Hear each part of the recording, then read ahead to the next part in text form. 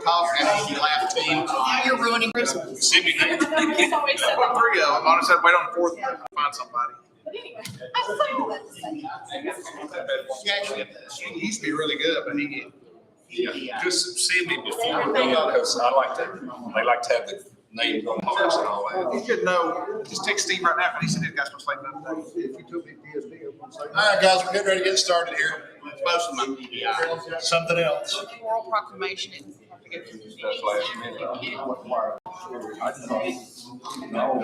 Bringing this stuff last minute.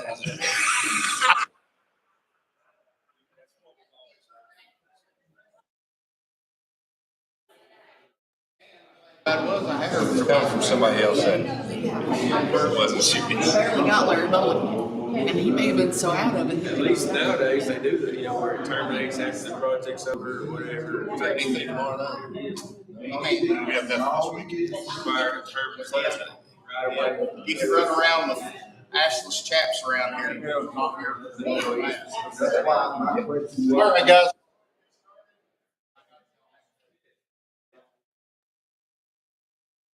Audra, if you would call the roll for us, please, madam. Every time. Willie Campbell. Here. Aaron Frazier. Here. Rob Garland. Here. Julie Gwynn. Here. Travis Hill. Here. Isaiah Grindstaff. Here. Brad Johnson. Here. Robin McKee. Here.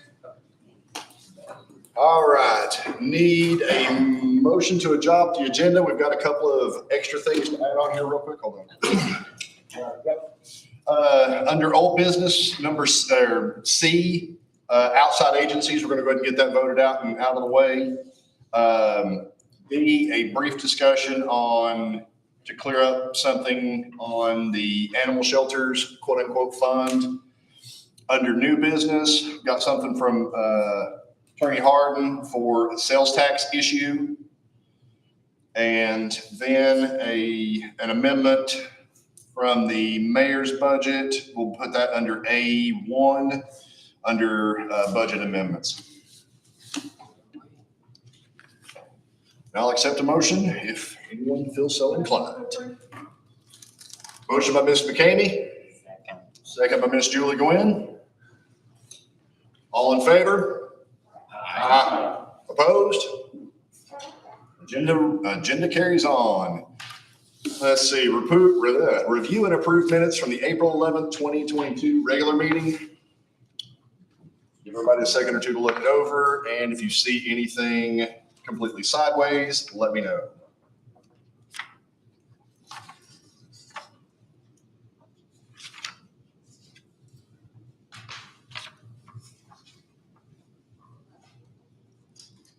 And the floor is open for a motion. So moved, Mr. Chair. Motion by Mr. Brad Johnson. Do I have a second? Second by Mr. Robin McCamey. All in favor, say aye. Aye. Any opposed? An abstain from Mr. Grindstaff. He was not present at the previous meeting. All right. Open the floor for public comments. If you have something to say, please feel free to come forward, state your name and your address, and let us know what you'd like to talk about. All right, seeing no public comments, we proceed on. ARP funding, discussion of projects and update.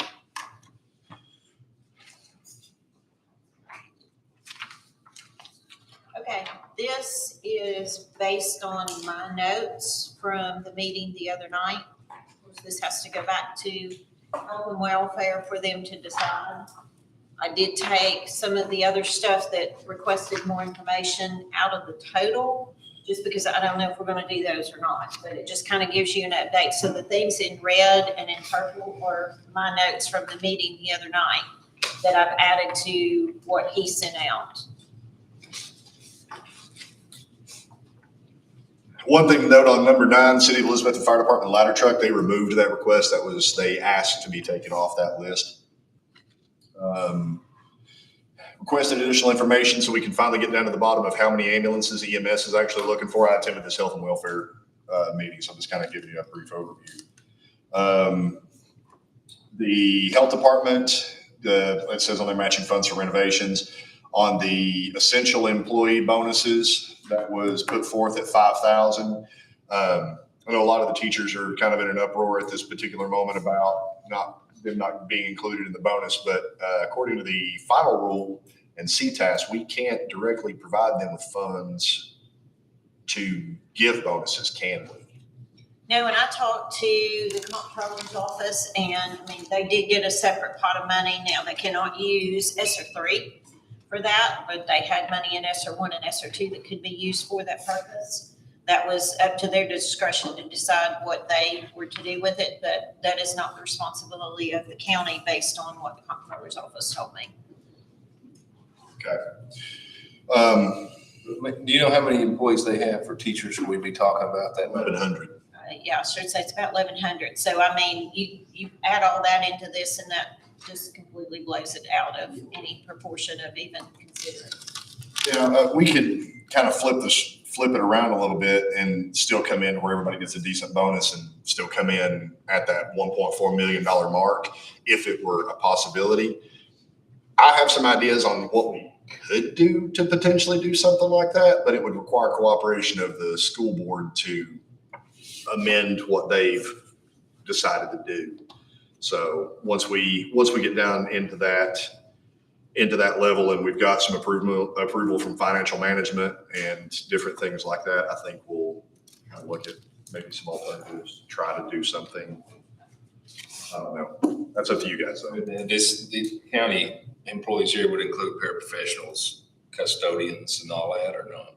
Not the school system. Not the school system. It wouldn't include anybody in the school system. I will say the 306, we are going to be under that quite a bit. So what I did is I went in and started pulling some reports because I needed it for budget anyway for some stuff we're going to talk about later during the hearing part of it. And so you can see on that report, it's down to 278. That's including vacant positions. So you pull those out. Then I've got to go back and pull the report to see who is still here, who was hired, what dates. Of course, that all has to be done manually, so that takes some time. Yeah. And I'll probably work on that next week. But that number will decrease because of the fact that I know some people are going to drop out of that equation just because they're not going to be eligible for it. Awesome. Thank you for your hard work on it. The grief recovery was removed from the list. We never could get any. Dr. Acuff said he could never get additional info on it. Friends of the Animal Shelter Spay and Neuter Facility, $655,000.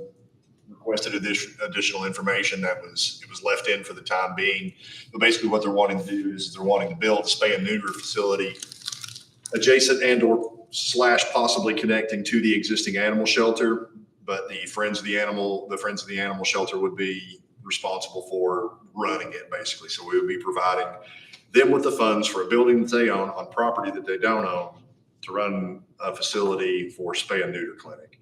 So I had a discussion today with Ms. Posada on that and kind of gave her my thoughts on that. And I guess as we see that come out of financial management, we'll see a little bit more about it, or out of health and welfare and through financial management, we'll see a little bit more about it.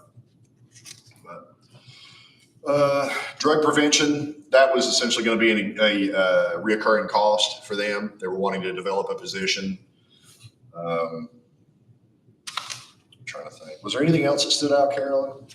I do want to point out that the Danner Bridge replacement for the first utility district in the Elizabeth Evans Hollow as well. I talked to Roger today, which he's behind me. He can speak probably better to it than I can. Those two we need to make decisions on fairly quickly because of the repairs of the bridge and so forth. Those are not going to be able to wait 2 or 3 months to make a decision. If we're going to do them, we need to decide on those fairly soon. Okay. Since we're here, what would anybody like to do? Are those just matching funds? Is that what that is? No, we're funding the replacement for both of those. Is that correct? This is just to replace the water lines for the first utility district that go along. Basically, we're offsetting a rate increase for the folks on the creek to pay for it. It's going to get passed on to the people on those water lines, correct? If we don't pay for this out of the ARP Yeah, they will have funds. to increase water or whatever to pay for that money. What's critical is the Blevins Holler Bridge, and I think it was around 55,000, It is 55, something like that. 220. That's the one that we're having the pre-construction come tomorrow, and hoping we can get it going pretty soon because the old bridge we had to close off and we got a temporary runoff. Yeah. Try to get that thing done as soon as possible. And just as an aside, for a little bit further information on the TDEC projects, these did not qualify for it to go into the TDEC grant. So that's why it's listed under the ARP funds.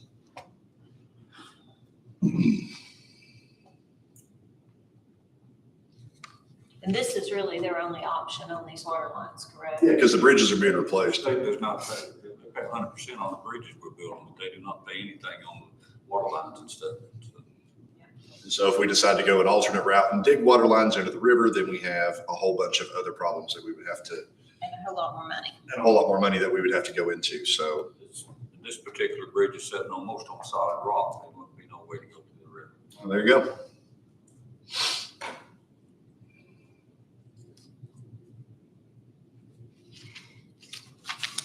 Anybody want to take any sort of action on this one? How far was the Dana project? The Dana project, this year, is not the first thing. I have not bought the right of way yet, and we've got the design approved. It's a box top bridge, 3-barrel top bridge. And when I get the right of way bought, we could probably let that project. Is our Sometimes bid, that takes a while, sometimes it's pretty quick. it's gonna go out for bid, right? It's not- Yes. You're not gonna bid it. Yeah, they go up, has to, under state rules, 100%. But there is a water line hanging on the side of it, and they want to put it back.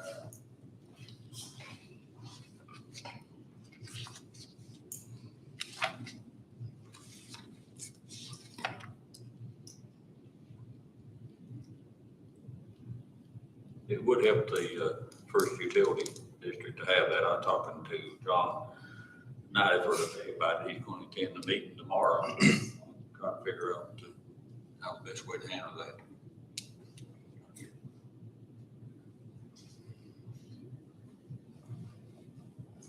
Well, they more likely have to bid it out themselves, wouldn't it? Even on Blevin. I mean, they don't have the in-house capability to do it, though. On the Hot Springs Bridge, they did it themselves.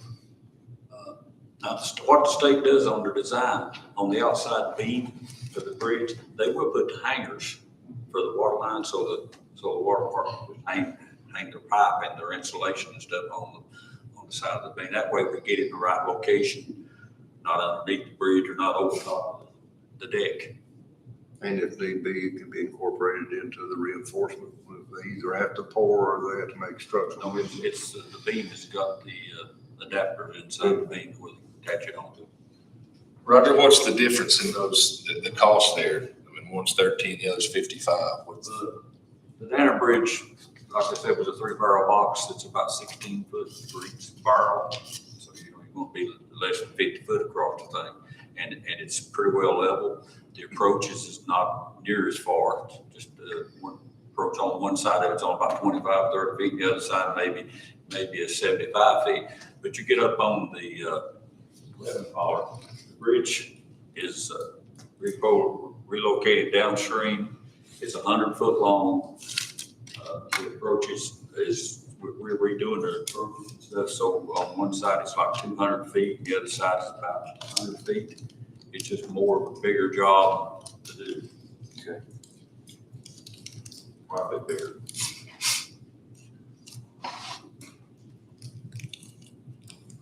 Well, it seems to me if it needs to be done quickly, and the longer we wait, the price is just gonna go up anyway.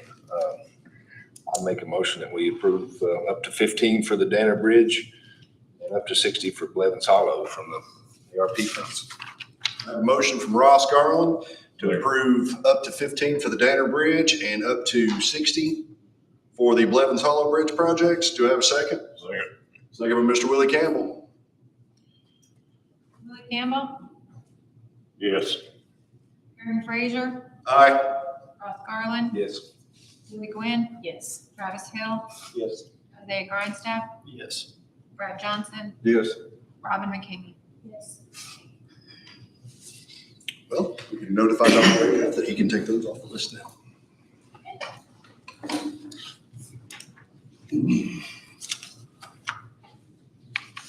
Any other questions on any of the stuff down through the list?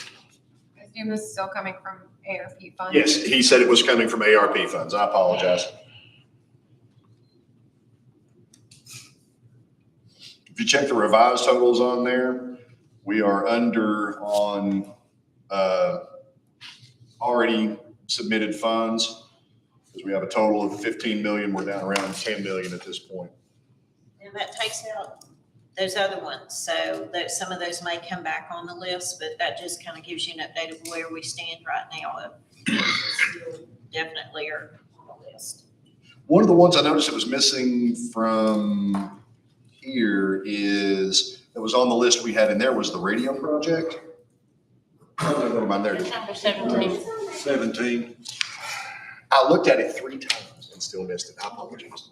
It should be on there. I'll make a statement since we're doing ARP. Would the commission consider raising that 5,000 enough to work with tax? Everyone said no, already, but So we're getting into a agreed thing. We're gonna give you 5,000, but we want you to pay the taxes for it. that'd be great. Yeah. Well, it's not made it to this committee as of yet, so I will not comment. I'm just asking now, we don't. It's got to finish out in health and welfare and come through financial management before it comes to this body or this committee to decide. Then it goes in front of the full commission for the final outlay. So not going to comment until it actually gets in front of us. All we're doing is getting an update. All right, does anybody have any other questions, comments? Anything on the ARP or TDEC fundings? On the TIGA, comment on the TIGA. TIGA followed in the Big Spring Utility District. They were separated from the ARP fund, not going to TIGA. But just seeing, knowing what we have, 8 different water districts in the, 8 that you don't have applying for funds through the TDEC when their water loss is 50%. That means for every gallon in, half the gallon is lost in. And nothing has been done for years. I mean, where's their boards at? So to answer that, because we actually asked that question in Building Grounds. So they have been submitted. They were submitted directly to First Tennessee. They have not finished their scorecards and will not provide us with a list until their scorecards are completed. So this is an Under the scorecards are yet to come. correct. This is an incomplete list. So the mayor had informed us that Hampton had. Yeah, Hampton got the block grant, doesn't he?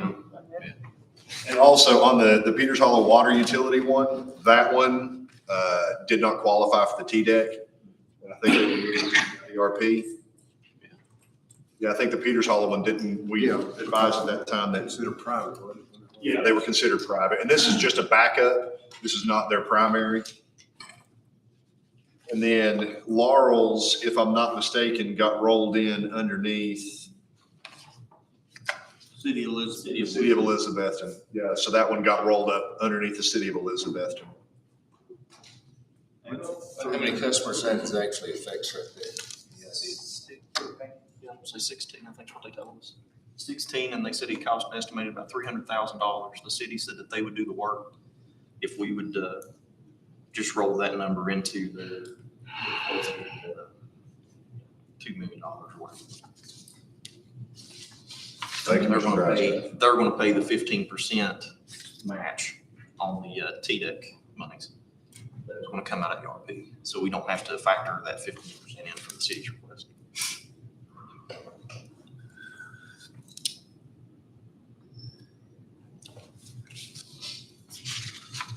Any further?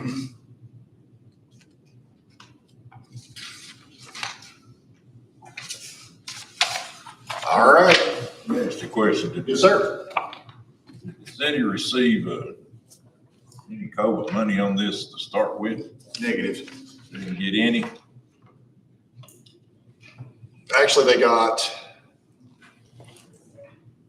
the city of Elizabeth and COVID funds. thought they got like 300,000 or 800,000, which was it? They got money. I don't remember how much it was off the top of my head, but they did get. Yeah. But they don't get the TDEC money. Yeah. The customers of the city utility that live in the county, their TDEC money was given to the county. And the city is requesting that portion of the TDEC money is given back to them. Those county residents pay more On a scale of about $7. per month per 1,000 gallon of water. They pay more per. I mean, I did gallon that as well. annually what it is. It's just a matter of rate, because every time you say anything about city council, we said, well, guys, we pay county taxes like everybody else. Well, my guys go to the other shoe now.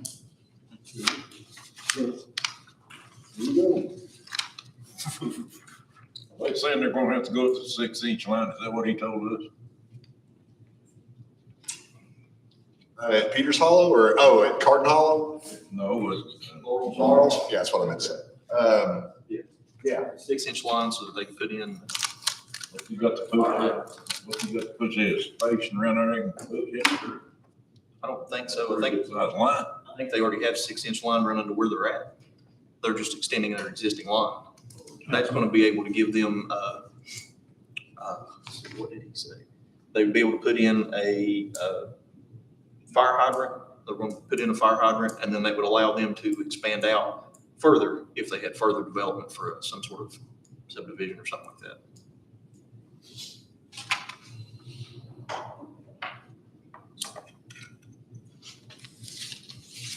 Anything else?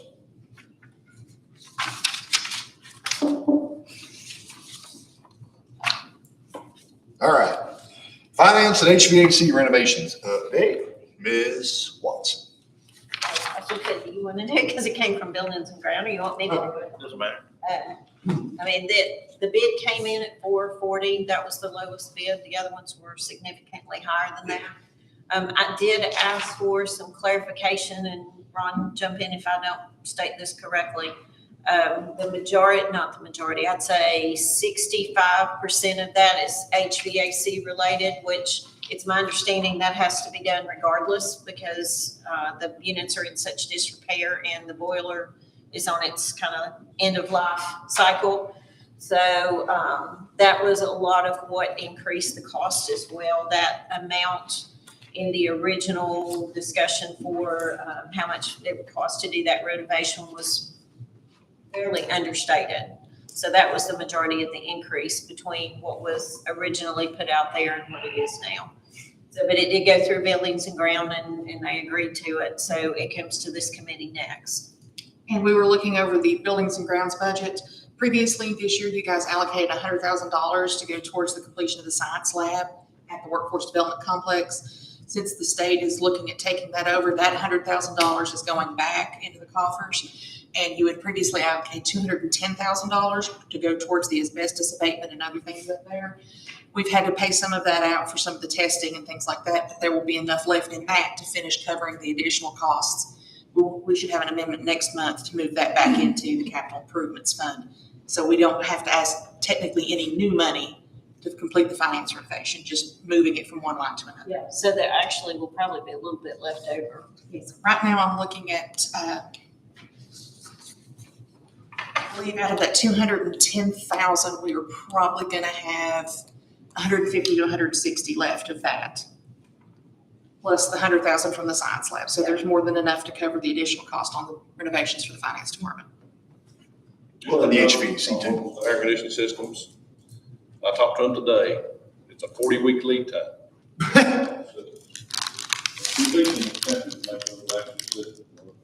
Johnson Control, 40-week lead time. Another is Anion at an 18-week lead time. But you're looking at a premium of about $10,000 or $12,000 if you go with the less lead time. We're going to submit that just as an option. That was talking to them today. So once you make your decision, then you're looking at least 40 weeks, I think, unless you want to pay a premium to get those units in here quicker. And once we get that, we will still have enough left from those other projects that are now not going forward to cover any additional cost if we do have to change vendors. So just out of curiosity, are they gonna start on the other stuff and then and then frame in all the HVAC and then bring in the units later? I think they can probably do 80% of the work before they even have to worry about the A6. Because they can do all their duct work, changes, all that down underneath, and then just sit the units in, tie the duct to them. Yeah, is that what their current plan is, or? Sure, I know they can. Now, all along, we've told them not to touch anything until they've got all the materials sitting here on site. We can't tear out finance and wait 6 or 8 weeks for something to come in. So I think they're looking at it. I haven't heard anybody say that's actually a plan. I'm sure it will be if they get the other materials. I talked to Tom Shaw from the architects today, and they were still waiting to get some information on other options for that HVAC unit with the lead time. Gotcha. Did they come back on masonry? Did they come back because they didn't? I go down there, I sent it to, Isaiah's got a copy of it. I sent a copy, I think, to Carolyn. Yeah, I should say that's not gonna be an issue. That Kirby there, there's not any new roofing that is involved. Shouldn't be, no. But I mean, getting new equipment, you had to set new curbs. Yeah, well, these don't sit in on the roof. That sits on the roof here. We got a hatch that, sits over top of finance, the big unit. And the other one's in the back of finance and it's on the counter. They're on their own. So they'll bring it in pieces and assemble it on site. They'll bring a crane in to set the other one in through the roof hatch back here. So there's really no curbing involved, no roof involved. There is a little bit of machinery, but they'll do it with their own people, no additional cost. And that's basically if they have to cut through a wall to run a pipe through it and then redo the masonry around it. Yeah, I had asked about whether that part of it could be done or not at this point, but as to what he said, we don't want them to come in and tear stuff out until they've got everything but those units. Like if they can come in and do everything else, and then once all that's done, then set those units, then, timing may actually work out pretty good. But what we don't want to do is them come in and tear everything out and then it sit for 3 or 4 or 5 weeks because they don't have the materials. So I know he had mentioned that to them before. Several times. But as far as the units are concerned, they can do everything. If they can do everything but that, then they could go ahead with it and maybe even be at that point, because you don't need the units right away anyway, because you're not going to be ready for them. I think we can do the majority of work before the units arrive. As far as the stuff down here in the hallways and rooms. Are you guys gonna work from home while they're doing the reno? Nope, we're just going to be spread out all over the place. Make sure they hang plastic and stuff and keep you guys out of the dust and stuff as much as they can. Well, we're going to start the side where I'm at first. So really, myself and, really, I'm the only one's going to be discussed at this point because Jerry will be gone by that point. So I'll just find somewhere else, whether I come in here or go in the conference room or whatever. I may sit out there where Anthony's desk is. He'll probably be mad, but I could sit back there. I can switch with you. And so, Could be in the refrigerator. yeah, I sure see right. But that way, we'll be less disruption on the first phase. The second phase is where we're going to run into problems because that's where most people are going to be displaced. Anything else? And I hate to even mention this, is the planning office, is that an option? I mean, we won't even consider that, moving them in there while this is going on? Now Chris is sitting over there. Well, I'm talking the old building here. Yeah, I'm fairly certain it's gonna be flat. by Oh, then. I should say Like that's. third world country is what he's trying to do.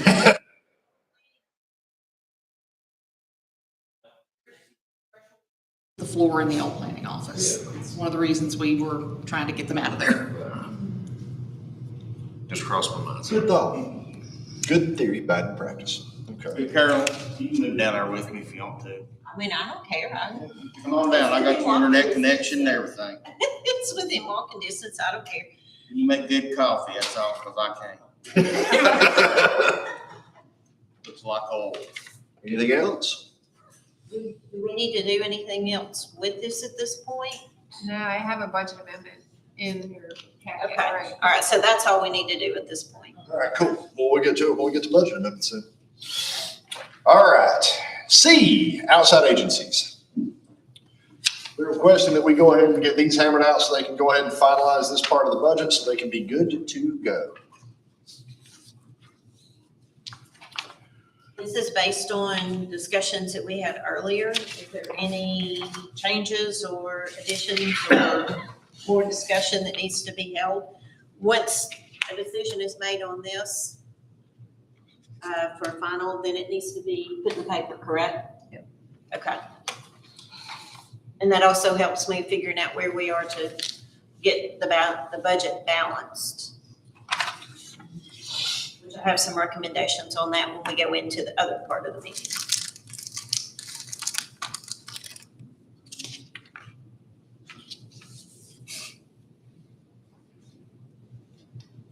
Anybody have anything they want to add, change, or readdress? Look carefully and make sure we didn't miss anything or, this was just based on the notes that were taken at the meeting.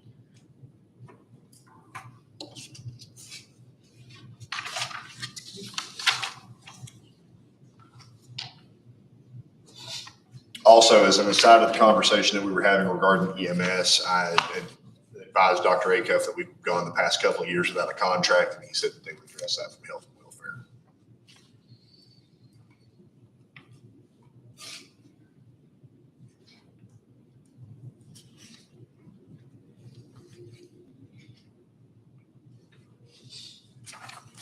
All right, quiet bunch tonight.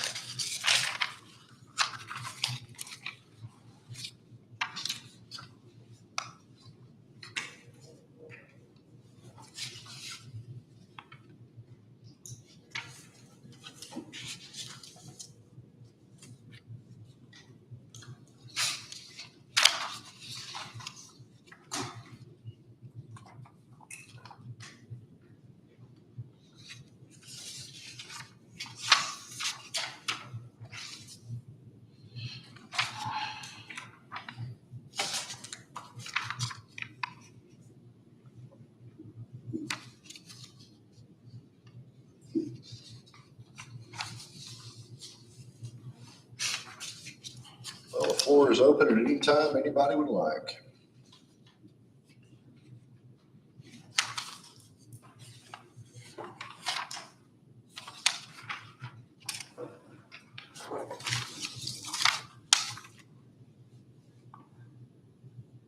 I'll make a motion we approve as written. I'll second. Motion by Ross Collins to approve as presented, second by Julie Gwynn. Willie Campbell. Barry Frazier. Aye. Ross Garland. Aye. Julie Gwynn. Travis Hill. And Dave Grunstaff. Aye. Brad Johnson. Aye. Robin McKinney. I guess I'll have to abstain. Thank you, guys. All right. Moving on, option D here, the shelters fund. Chatting with Audra before we came on, and she said that there was, on the shelters fund, I know that the commission had passed it on more than one occasion for their leftover funds as well as their donations, that they would be able to keep those to the following fiscal year. Is there anything that we need to do but then somebody had said that they couldn't find in the minutes where that was done, and I'm just wanting to ask.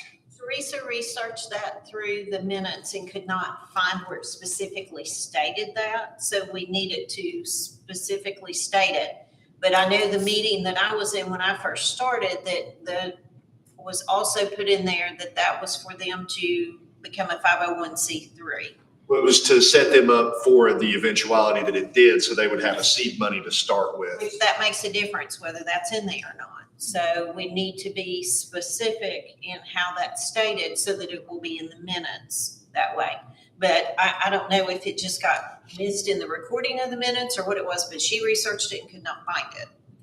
Attorney Harden, what do we have to do in these situations where something doesn't get recorded in the clerk's office, or at least we can't locate where it's at the clerk's office? If it's not in the official minutes, it didn't happen. Okay. So we just need to do it again. Yes, yeah, that's what you're intention is, yeah. And we don't have to worry about the 3/4 or the 2/3 majority or anything like that. No, I mean, if it's not in the minutes, it's like it never happened at all, so you're not overriding anything. Because I'm under the impression that the majority of us remember that actually happening, correct? Well, and I remember the discussion, it was like the first month I was here. Yeah.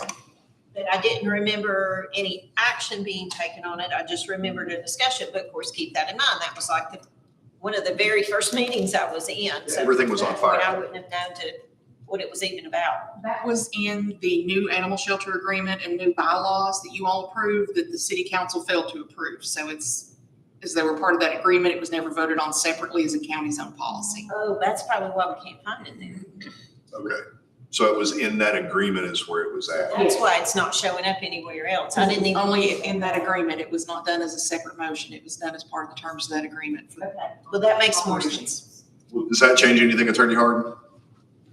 No, I do remember it's in that, it's in those bylaws and operating agreement that never did get approved. That's true, it is in there. I can't remember if it was separately. I thought it was talked about several times in committees and full commission. I don't remember a vote, but if that's the intention, then just have a vote. Make the motion here, get the full commission and set that without, independent of that pending agreement. Because I remember the vote that it actually got voted on 2 separate times. But I'm not sure if one of those times was the agreement and the other time was the original motion that came through whenever we were hashing out the remainder of the budget. Because I think that was when the first one was, and then the second one is when it came through the agreement. Yeah, the county commission definitely approved the agreement. That was part of it, but it never got fully approved on the other side, so it's useless at this point. So if it didn't happen, or if it's not in the minutes, you can clear it up. I think it was, I'm just trying to remember, I think it was in with the budget amendment where we approved the shortfall that the city wasn't going to cover, and it was included with that, but I don't remember the dates or anything like that to be able to go back and look specifically.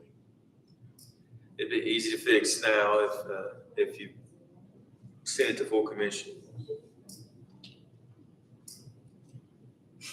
One thing to keep in mind as we do this, so this would be for anything that is over and above their budgeted amount for contributions, not including donations. Donations are separate animal. Those are completely different, and those are reserved either way because they are considered designated funds. So this would be anything else. Anything that's left over at the end of the fiscal year, basically. Above what they budgeted for that fiscal year. It would be whatever they have left under their budget for the fiscal year. Well, yeah, I think we're I think we're saying the same thing different ways. Yeah. So if they budget $50,000 and they bring in 60, then the 60,000, if they don't use it for that fiscal year, then that would roll.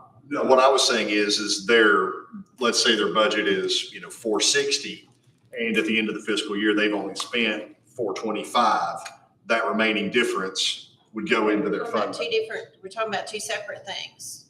So the discussion earlier was related to their revenue. So if they budgeted 50,000 in revenue, they brought in 60, but they did not appropriate that 60 into their other budget, then that would roll over. What you're talking about is from an expense standpoint, which that normally would roll back into unassigned fund balance. So they're two different, have to be handled separately. Okay. Is in the county budget, per se, it's the 10,000 extra. That's what I'm saying, it's the 10,000 extra is what we would be talking about. Right. If they did not reappropriate that and spend it in that fiscal year. So they brought in that revenue, but they didn't need it. Right. Except for donations. Donations are already accounted for. So this is specifically just for the revenues. Yeah, that's what I thought we were talking about. The initial intent during last year's budget sessions was that any monies that they do not spend during their fiscal year would roll over for them into a fund balance for them to be able to expend the next year if they did need so. Okay, There was some sort of mechanical issue or some sort of something that needed to be fixed. okay, And that was on top of, I think it was worded then as donations or any money that they received. So any contributions or anything like that, any revenues outside of donations to also be allowed to roll over into their fund balance. okay. But would that be held just for repairs or for them to go to 501? I'm just trying to clarify so we have it correct, because if we don't put it correctly into the motion, then will we end up doing this again? The conversation at the time was if they needed something, then they would have to come back in front of the budget to be able to have the money to the expendable line anyway. But it was to be used for whatever they needed to be able to use it for, but at the approval of the budget committee and the full commission as always. Goes into a reserve line specifically for them. So I guess that would be like So creating. it's donations, revenues, and unexpended revenues. So it would be, okay, so a reserve account, but they could not spend the money from that reserve account without. They have to get the budget amendment to move it into the appropriate line item so it can go out for them. Okay, yeah, not sure how we Now, would word that, but. we put a maximum limit on the. 250,000 was the limit that was put on there. Reserve, I believe. So- Also in that. Once it gets to 250, then it runs back in, or it rolls back into unassigned fund balance. Okay, But that was getting built up and started to have a fund balance in itself for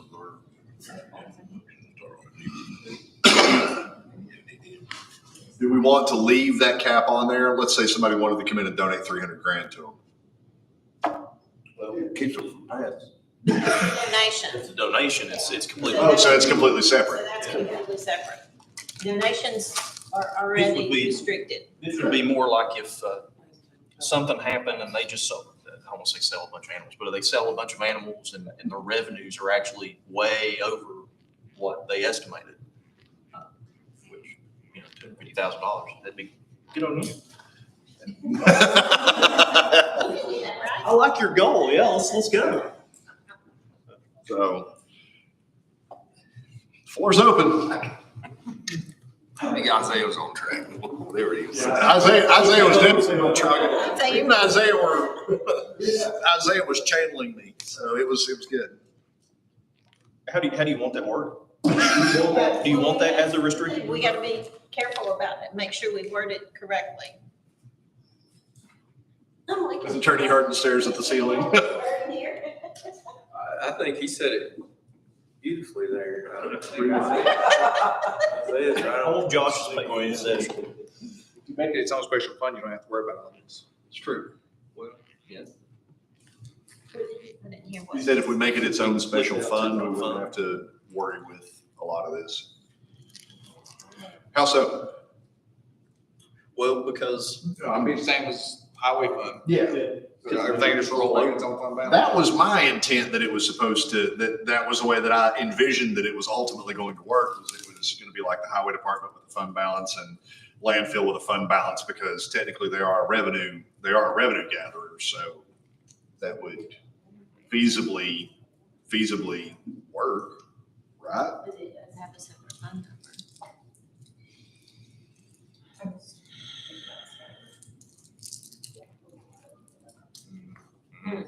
Okay, so there's a I soft. haven't done that yet. As you can tell, I'm sitting here thinking, I haven't done that yet. well, you've got a separate PAC client for every fund, don't you? Because you got a separate one for 101, you got a separate one for 141, you got a separate one for the highway, you got a separate one for. Can we just set it up as a reserve? That would be easier. Isaiah's the one that's working on this one, so like I said, I can't comment. I guess the better question would be, is there a fund, does the comptroller's office have a fund that it could be? A designation that it could be as a fund? I mean, we could set up a reserve. We could set up a reserve account for it. Well, moreover to what Travis was saying about actually having it split it out, let it be its own fund. Would they even have a designation to be able to do that? We do it like we do 142, where every grant has its own fund balance. We just don't utilize that in 101.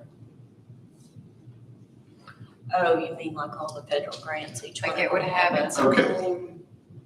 I get what they're saying. 101 just has the unassigned fund balance, and the shelter falls under the 101. Yeah. We would have to separate it out into its own flat out fund. Which ultimately would be, I think, more beneficial, especially if the long-term goal is to go to a 501c3. Because the accounting is separate. Sorry. Because then you could just pull that out at that point. I don't think we can do that in Skyward because of the way the payroll taxes are paid from all the departments in the 101 fund, because it's the same tax ID, but highway has a different tax ID, food service has a different one. So you can't. We'd have to apply for a new tax ID and. Right. You can't separate it out of 101, but I think there's functionality to do it. We just don't utilize it that way in that particular fund. Because the way we did the federal grants. I'd have to look at how we do the federal grants and see if we could apply it to a county department to create its own distinct fund balance, either through a program code or a project code, and then restrict all those to roll into a different unassigned fund balance. I don't know about that. What makes it, okay, long-term having its own fund is the appropriate way. We're getting ready to roll up against the budget here in, 7 weeks or something like that to the end of the fiscal year. With everything else that you're doing, is that something that you really want to tackle right now? Not really, but, I mean, if we need to do it, we can do it, but, I mean, if we could just put it in a reserve account at this point and then look into doing that for the next fiscal year, that would be the easiest thing to do, but. Tackle it October, November. Right, I would think we would want to start July 1st if we go with that methodology. Yeah, and if we end up doing the conversion to the new Skyward, I don't know, I mean, I have no idea how it's gonna affect from that standpoint. But the federal ID, I mean, issue with the payroll taxes, that's gonna be the biggest hurdle. Right. I didn't think about that being an issue in Skyward, because I haven't done anything. Really, right now, we don't have many options other than to put it into reserve. I think so. I think, probably the important thing is to iron out what exactly we want, and then we'll figure out how to implement it in the software for better or for worse. So you put that in form of a motion, Isaiah? Sure, can you repeat it to me?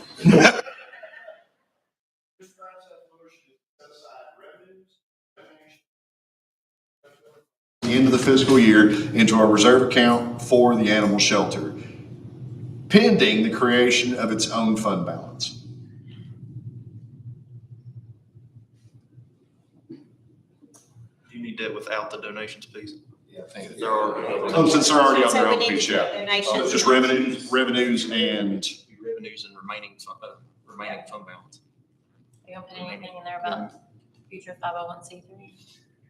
Fund balance not to exceed. talk to him about a friendly amendment. Revenue account.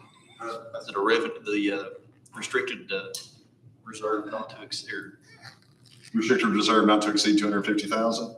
Then do you have to limit, do you have to define what she can use that for, unrestricted account? Not for a restricted reserve. A restricted reserve, basically they have to come to us and ask, and Yeah, are you gonna put in there for the 501c3 or not? Yes, that's the original. That was the whole point. That was the original. that's the original intent.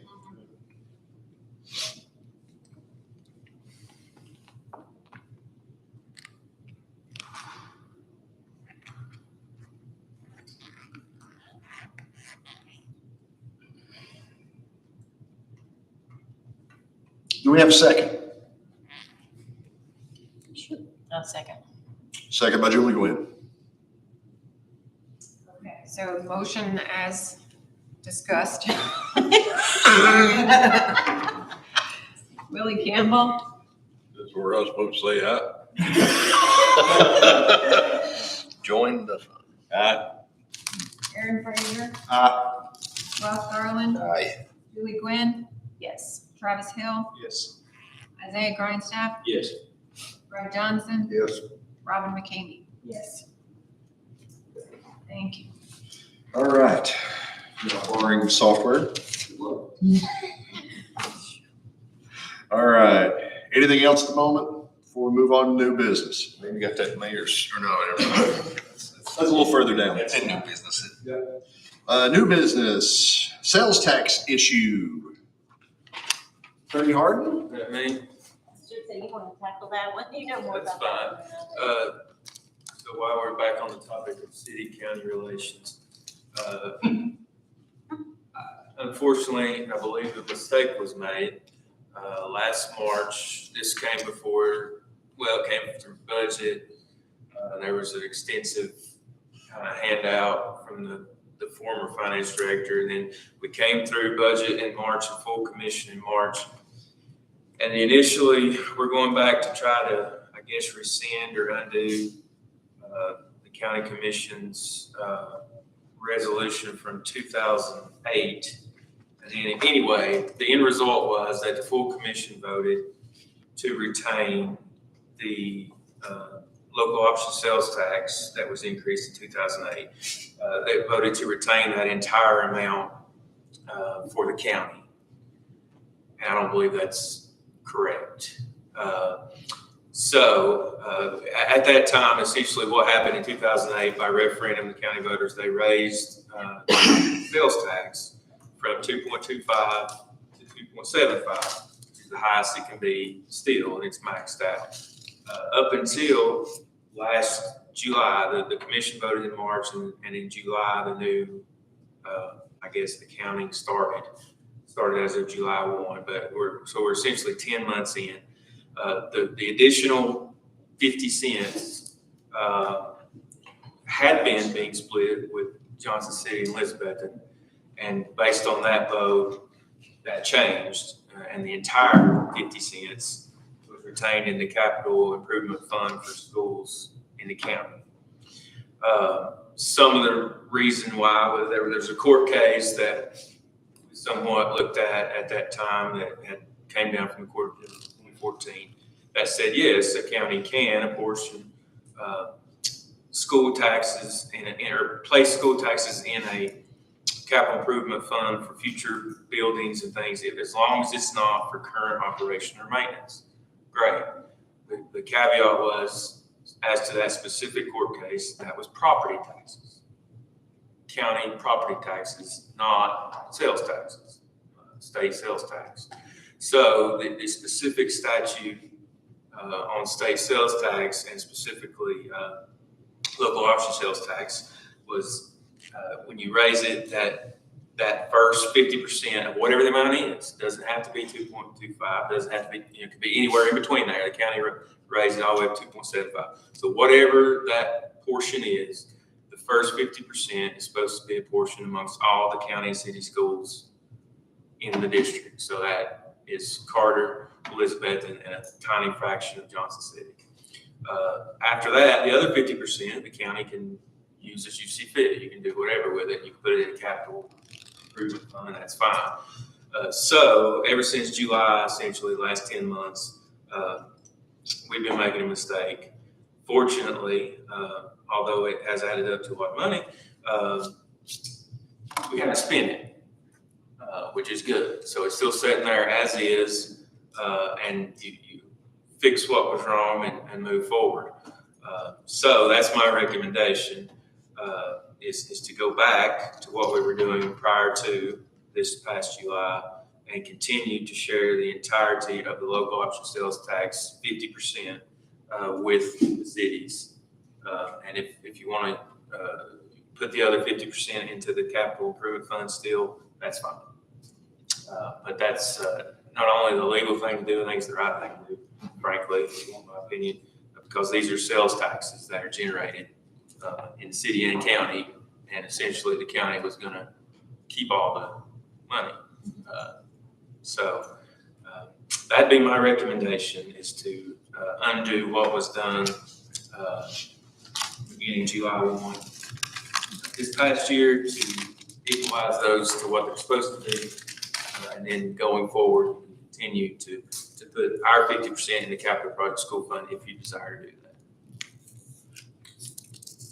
I thought one of the things that was maintained around that was an agreement between Elizabethton and Carter County regarding like bus routes or something. Wasn't that involved in that as well, or was that predated that?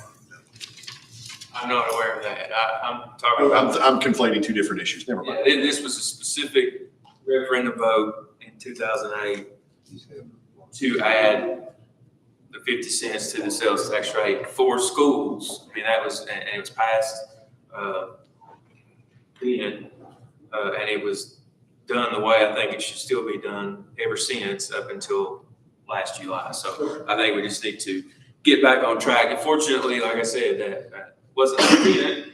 It looks like a lot of money is lost, but it's not really lost. It's the money's still there. It wasn't spent. And so it needs to be fixed now before you talk about committing any of that money to any other project that might be pending. So the lost money's not lost. Lost money's not lost. We know where it is. It's there and it needs to go back. Painful to me that because it's about 400. Don't tell me. How about that? It's a lot. We need to make a motion to write those checks. So we need to, I guess, have a motion. To, number one, I guess, to have you split that, and then number two would be to continue to split that, right? Right, or to restore the former split because local option sales tax revenues to what it was June 30th, 2020, or June 30th, 2021. Lisa has to make a adjustment anyway, so we're thinking that it needs to be corrected at that adjustment. Yeah, so that would be motion one, and then the second part would be to actually Pay it back out. transfer the funds to where they should go. Transfer it out at the prescribed rate based on, I'm assuming it's based on population. It's average daily attendance. Yeah, because she'll have to adjust for average daily attendance, so that adjustment has to be done anyway. So we were thinking that this would be done at that time. And then just go back basically and pay out whatever needs to be paid out. So like Johnson City's gonna be like 1.4% or something like that, and then city's gonna have a percentage of that pot, and then Yeah, and it will come out of the capital improvements, which is where it's been going. And as he said, that has not been spent. But we do need to go ahead and make this correction and get it out there so that way everybody knows what the balances are. Plus, if we owe that money out, we need to pay it out. Yeah. We're looking for a motion.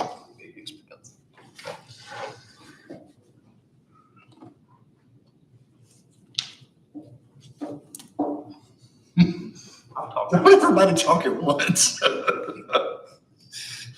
So the prior agreement that we had June 30th was the first 50% was split, the remainder 50% is kept, right? Correct, yeah, prior to July 1 of last year, the entire 50% was split. And what changed was they broke down the increase from 225 to 275 and kept that entire part for the county, which shouldn't have happened. So we need to split the entire local option sales tax first 50%, and then we can keep the other 50%. So we're splitting that half cent. 50 cents off the sales tax, yes. Yeah, I would also like to be able to tell her to go ahead and make that effective now so that it doesn't get worse. So this last payment, I told her to do it as she had been doing it, just because we didn't know for sure what was correct. So now that we know what's correct, then going forward, she needs to do it the way it had been done previously, basically. So the best way to Yeah, I mean, and there's an attorney general opinion that essentially says the entirety of the local option sales tax must be used for current operation and maintenance. And that takes you out of using part of it for capital improvement for sales tax. So, yeah, I think that we're bound to do that. And that's what we need to get back to.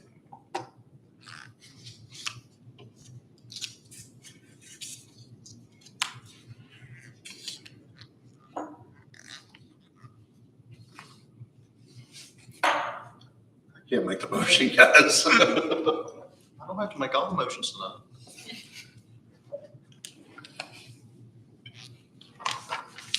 Well, I'll make the motion, we go back to the original 50-50 split and that we fix the current funding situation. Motion by Travis Hill to return to a 50-50 split and to reallocate funds accrued since July 1st of 2021 to current, effective immediately. And I have a second by Robin McCamey. Any discussion? Consider we've already had all the discussion. Call the roll. Billy Campbell, Aye. Aaron Frazier, Aye. Ross Garland. Aye. Julie Gwynn, sorry. Yes. Travis Hill, Yes. Isaiah Grindstaff, Yes. Brad Johnson, Yes. Rob McKee. Yes. Thank you, guys. All right, moving on. Let's take, no, we've only been here now. We're not gonna take anything. Chairman? Yeah. Attorney Hart said there would have to be a second motion to order them to go ahead and make the payment. Oh, Well, I think he kind of included it in the Oh, okay. one. I mean, unless y'all wanted to break it up separate, that's the way I heard it, was to go ahead and equalize it by paying it back out, right? I'll defer to the finance director, unless you think it needs to be two separate motions. I think he covered it. As long as it's clearly stated, which I think he did, that we correct it going forward and we pay it back, so I think that's sufficient. all right, we'll take a short break. Be back at 9:05. 9:05.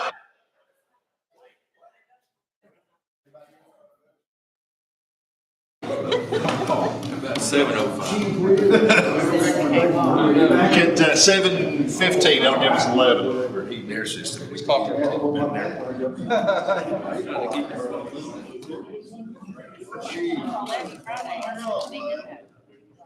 Let's see, after the ball game. I just need to be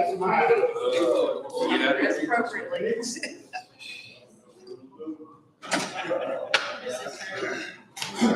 Another mess you gotta send to the. I'd have put that motion if I could have got it. I know it.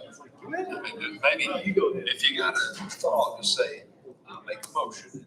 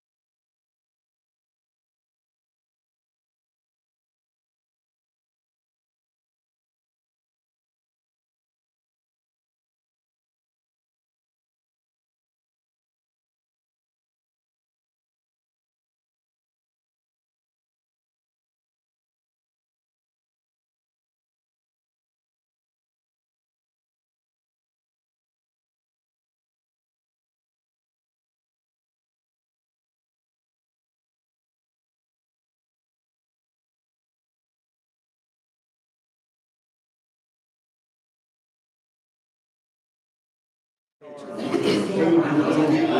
Carter's dad, I'm not playing him. Yeah.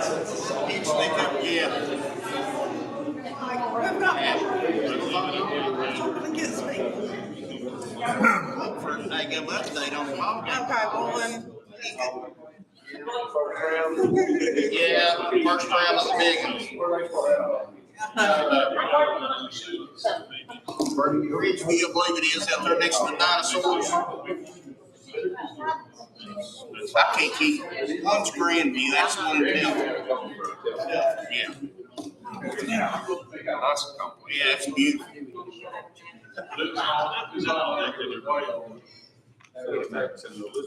All right. Back at it.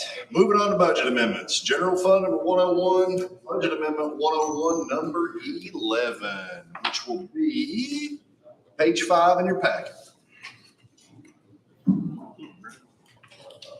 All right, so we are starting to do year-end adjustments as well as current amendments to our different department budgets.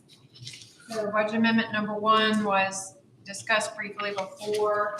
This will return funds to the unassigned fund balance in the amount of $100,000 that was previously appropriated for the CT chemistry lab. Item number 2 is to reallocate funds within the Register of Deeds budget lines. Item number 3 is to reallocate funds within the planning department budget lines due to insurance cost changes and other cost changes. Item number 4 is to reallocate funds within the Ag Extension Service budget to recognize cost savings for upcoming billing cycles. Item number 5 is to reallocate funds within the Carter County EMA budget lines due to cost changes. Item number 6 is to reallocate funds within the Circuit Court budget lines due to cost changes. Item number 7 is to reallocate funds within the county clerk's budget lines. Item number 8 is to recognize and appropriate funds from donations to animal shelter budget for the purchase of a microscope. Item number 9 is to reallocate funds within the building and grounds budget. Item number 10 is to recognize and appropriate funds within the building and grounds budget. Item number 11 is to appropriate additional funds to cover the cost of increased calls for service by the county coroner. Item number 12 is to recognize and appropriate additional funds for the mayor's office budget due to cost changes, with funds coming from unassigned fund balance. Item number 13 is to reallocate funds within the juvenile services budget. Item number 14 is to reallocate funds within building and grounds using the 2022 governor's grant for maintenance vehicle equipment. Item number 15 is to appropriate additional funds from restricted for capital project account for the finance department renovations and replacement of the HVAC systems at the county courthouse building, with funds coming from the restricted for capital project line. Item number 16 is to appropriate additional funds from unassigned fund balance for the purchase of cybersecurity software required by the comptroller's office. And item number 17 is to appropriate additional funds from unassigned fund balance for changes to insurance premiums, the annual insurance review and audit, and changes due to the methodology of cost allocation between departments related to insurance costs. So the total amendment is $276,586.61, with $72,403.01 coming from fund balance and returning $55,669 to the unassigned fund balance. Floor is open for a motion. Motion by Miss Julie Gwynn. Do we have a second? Have a second by Robin McCamey. Any discussion? The cybersecurity software, I thought we did that during the last. The cybersecurity software, I thought we did that during the last. Last month, it was the allocation for the email licenses that had been I should say that admitted was from the budget previously. The previous finance director had wanted to break those up between individual offices, and he took it out of the buildings and grounds budget, but failed to put it in anybody else's budget.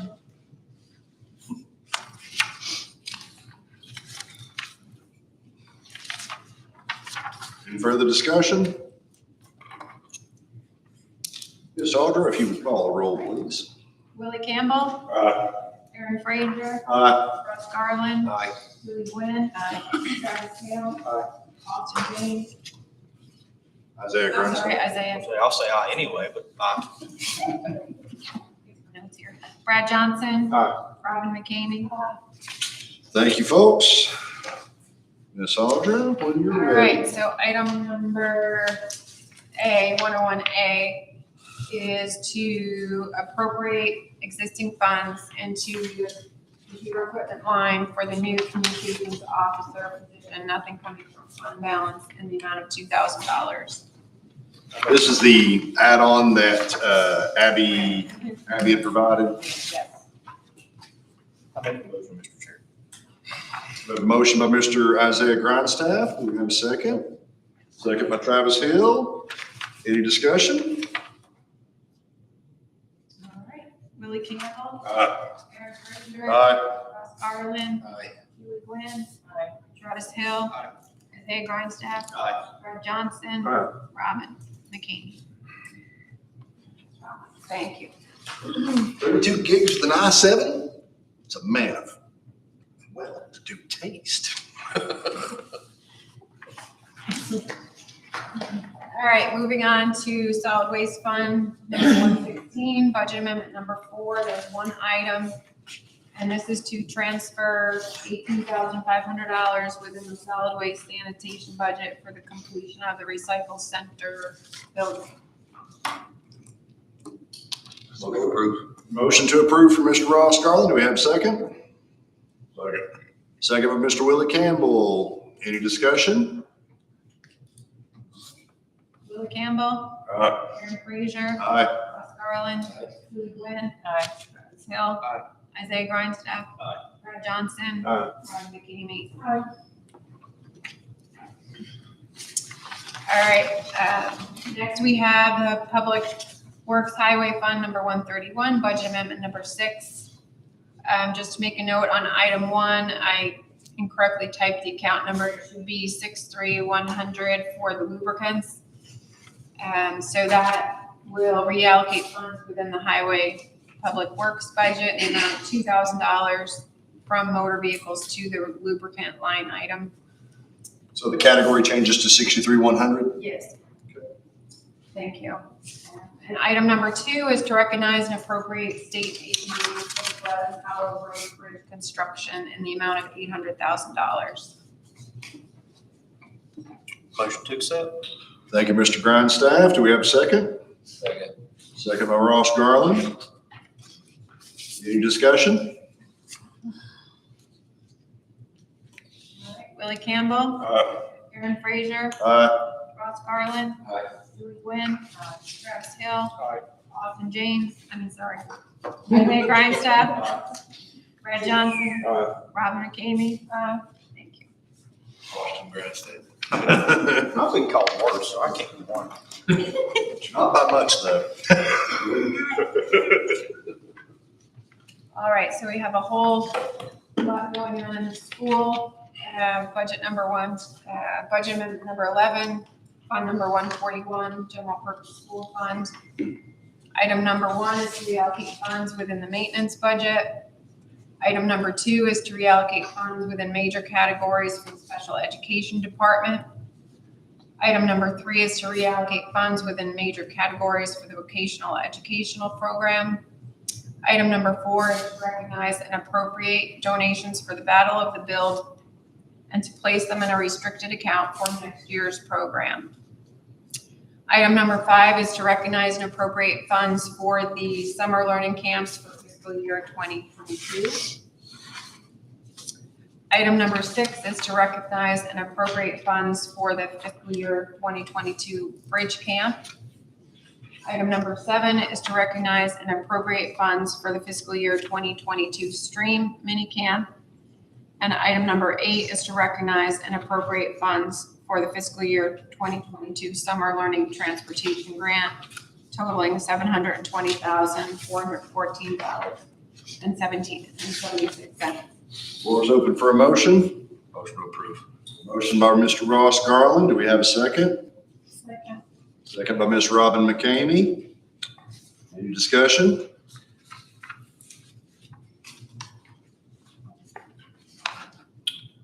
When you're ready. Willie Campbell. Aye. Aaron Frazier. Aye. Ross Garland. Aye. Julie Gwynn. Travis Hill. Aye. Isaiah Grindstaff. Brad Johnson. Aye. Robin McCamey. Thank you.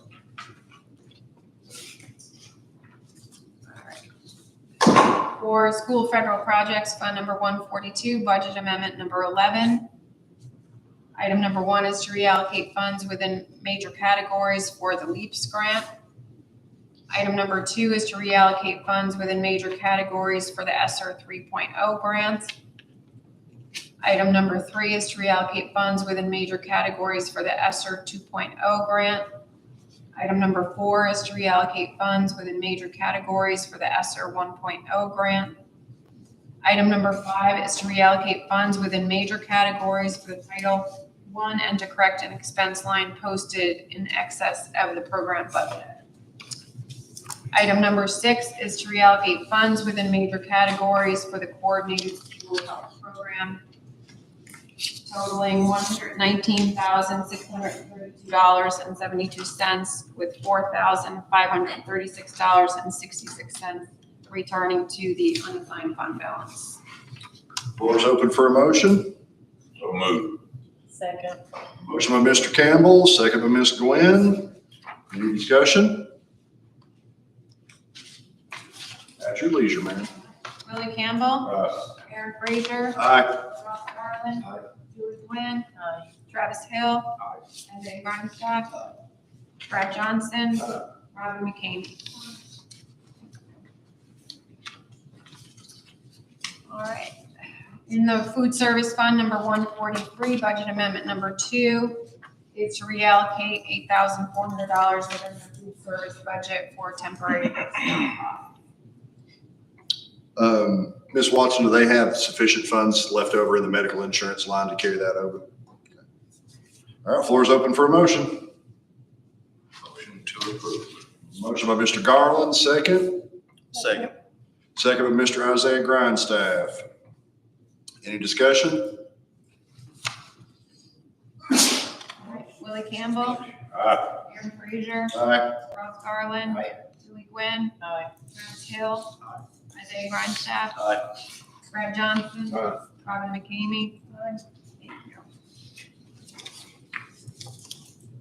Next, we have Head Start Fund number 145, budget amendment number 7, to reallocate a total of $4,853 within the pre-K budget for fiscal year 2021, 2022. Item number 2 is to reallocate a total of $14,587.30 within the pre-K budget for fiscal year 21, 22. Floor is open for a motion. Motion to approve. Motion by Ms. Robin McCamey. Do we have a second? Second. Second by Mr. Willie Campbell. Any discussion?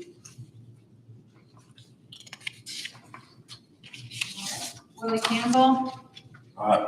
Aaron Frazier. Aye. Ross Garland. Aye. Julie Gwynn. Travis Hill.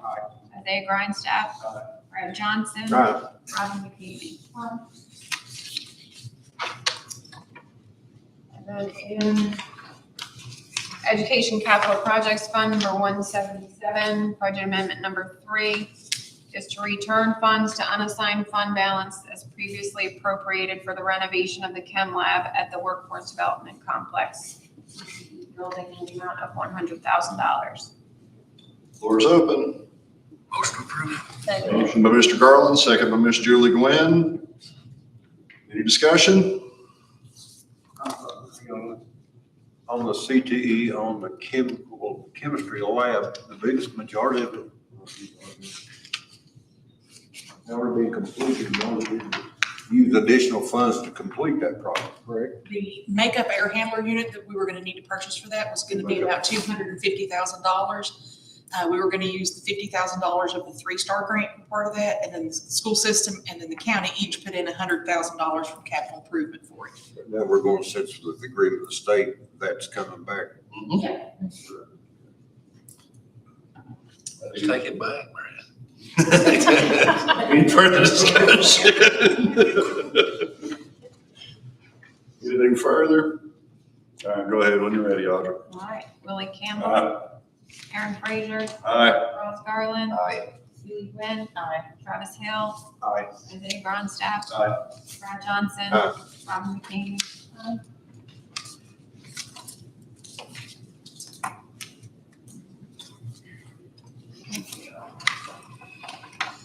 So next we have the monetary donation listings for April 2022. The animal shelter received $2,198. The sheriff's department received a donation of $1,400 for a total of $3,598. Floor is open for a motion. Move. Do we have a second? Second. Second. All right, motion by Mr. Willie Campbell, second by Mr. Ross Garland. Any discussion? Call when you are ready. Billy Campbell. Aaron Frazier. Aye. Ross Garland. Aye. Julie Gwynn. Travis Hill. Isaiah Grindstaff. Brad Johnson. Robin McKinney. What list this month? I did get it, so I'll put it in for June. Okay. All right. Anybody have anything further? Let's go over this, the teachers thing again, the ARP funds. We can't do that. I mean, basically, because I've had Correct. awesome questions. Correct. I go to church with Greg Hyder and he already hit me up too. So, yeah, according to CTAS and according to the final rules that was submitted for the ARP stuff, we cannot directly give money to the teachers. We could provide money to the schools for them to do something with it, but they could not directly use that money for bonuses if we provided it to them. But they do have a pool of money that they could have used it for. Yes. Now, they could have sent somebody over to request funds from the county. So their administration could have come and went through the hearings like Dr. Acuff did. However, that did not occur. And I think to some degree, we were partly responsible for that because whenever this first came up, the general consensus was they got their own money. They can provide bonuses out of it. So they didn't, that was why they didn't come and make the request at that time, is because the comment was made that they have their own funds. So I can understand how there could have been some miscommunication there, but it would have been like a separate thing, and we still would have had to have vetted it through CTAS and through First NC Development and so forth. So I don't know that it even would have passed even if they had done that. We didn't go down that road, and when I talked to the comptroller's office, since it didn't occur, we didn't discuss that any further. right. So that's kind of where that sits at. I mean, They have a lot of funds available, but they chose not to use them for that. That's correct. correct. They're using them for other projects basically at this point. We did do a bonus out of ESSER 2. 1, or I think it was 2 for the teachers. So they got one out of the same set of You funds, get a bonus. second set I of can funds. look up more information if you want on it, but Yeah, if you could have that there was a ready, bonus given at some point, so. if you could have that ready for the commission meeting, that would be dope. Because we're getting beat up because it wasn't brought up in the health and welfare side of things. So, and it's not really anything that we particularly have any control over. Even if we had motioned to do it, it would have been killed at that particular moment. And I think that was something that was asked in the beginning, and I mean, we got inundated with so much info there at the beginning. I think it was, But when it was asked, the funds were still available, but there was no action by their board. It's my understanding they can't use anything out of ESSER 3 for that particular purpose. So I think that may have been part of the confusion as well. It wasn't ESSER 1 and ESSER 2. ESSER 1 is pretty much gone at this point. There is still some funds in ESSER 2, but I think they've already made decisions to appropriate all those funds. Do you know off the top of your head what the balance left in ESSER 2 is? Not in ESSER 2, no. I mean, we had adjustments come through tonight, so I'm not sure. And they've spent out pretty much all of ESSER 1. I think there's a tiny bit of it left. But it has to be done, I believe it's by the end of this fiscal year. I think. Pretty sure. I don't have those notes in front of me, but I'm pretty sure it was the end of this fiscal year it needs to be spent. Okay.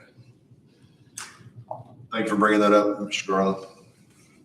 Because, yeah, that was, people been hitting my wife up and everything like that. And I'm like, ooh, you know, I got to be careful how I discuss this.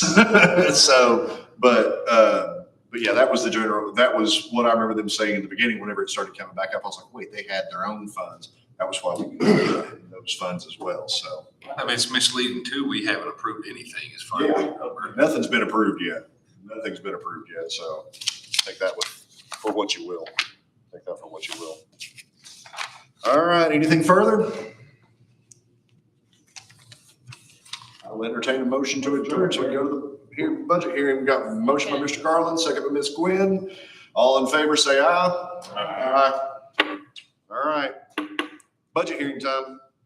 we got nominated or anything.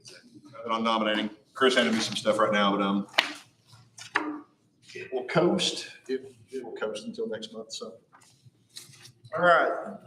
Sheriff's Department FY 22-23 budget. Chief, appreciate you coming over, man. Yep.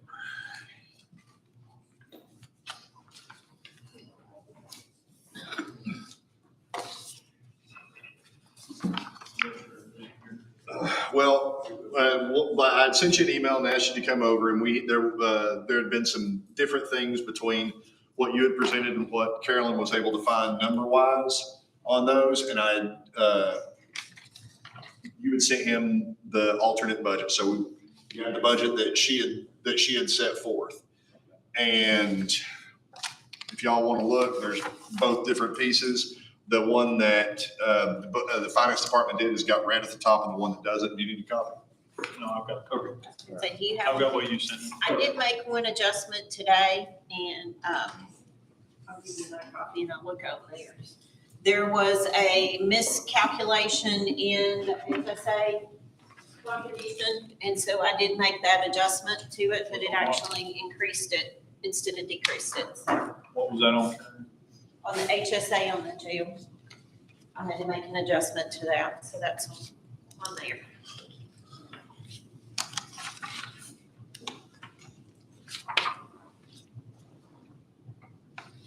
After reviewing what you sent earlier, we would concur without comment on the sheriff's department side with the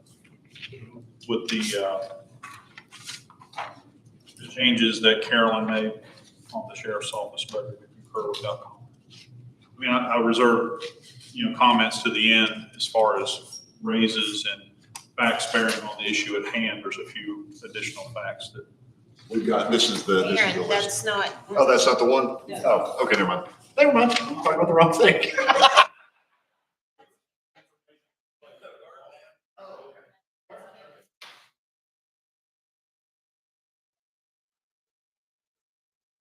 There was a few differences in what you had than what I had, because I had to go by what was in Skyward based on what this committee had asked me to do.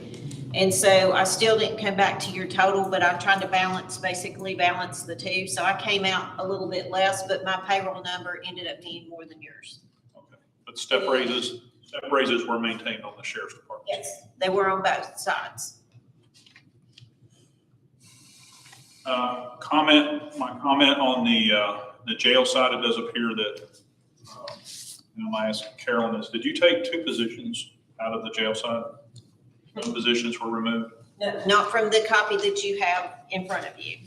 Okay. If there are no positions removed on the jail budget, we would concur without comment that the step raises are in there. I mean, it's there weren't a lot of changes, and the bottom lines were pretty strong and consistent.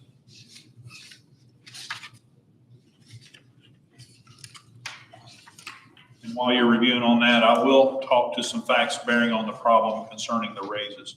I want to start out by commending the Budget Committee and the County Commission for everything that they've done in the past, 6 months. It's been a strong 6 months. Everything from the Christmas bonus to the retention bonus to the training supplement for the jailers to the $1,000 jailer pay increase. We really do appreciate that. And that has helped us kind of hold the line a little bit, but we are barely holding the line, and we've actually backslid today, probably 2 jailers. We were holding the line until today, I'll put it that way. And with the margins that we have now, the risk that we talked about back in January still remains as far as keeping a safe number of jailers in place in the jail and still maintain, one of the remedies that we would have to consider, and it would be forced upon us, is if we don't have enough jailers, we would have to let the federal, the U.S. Marshal contract go.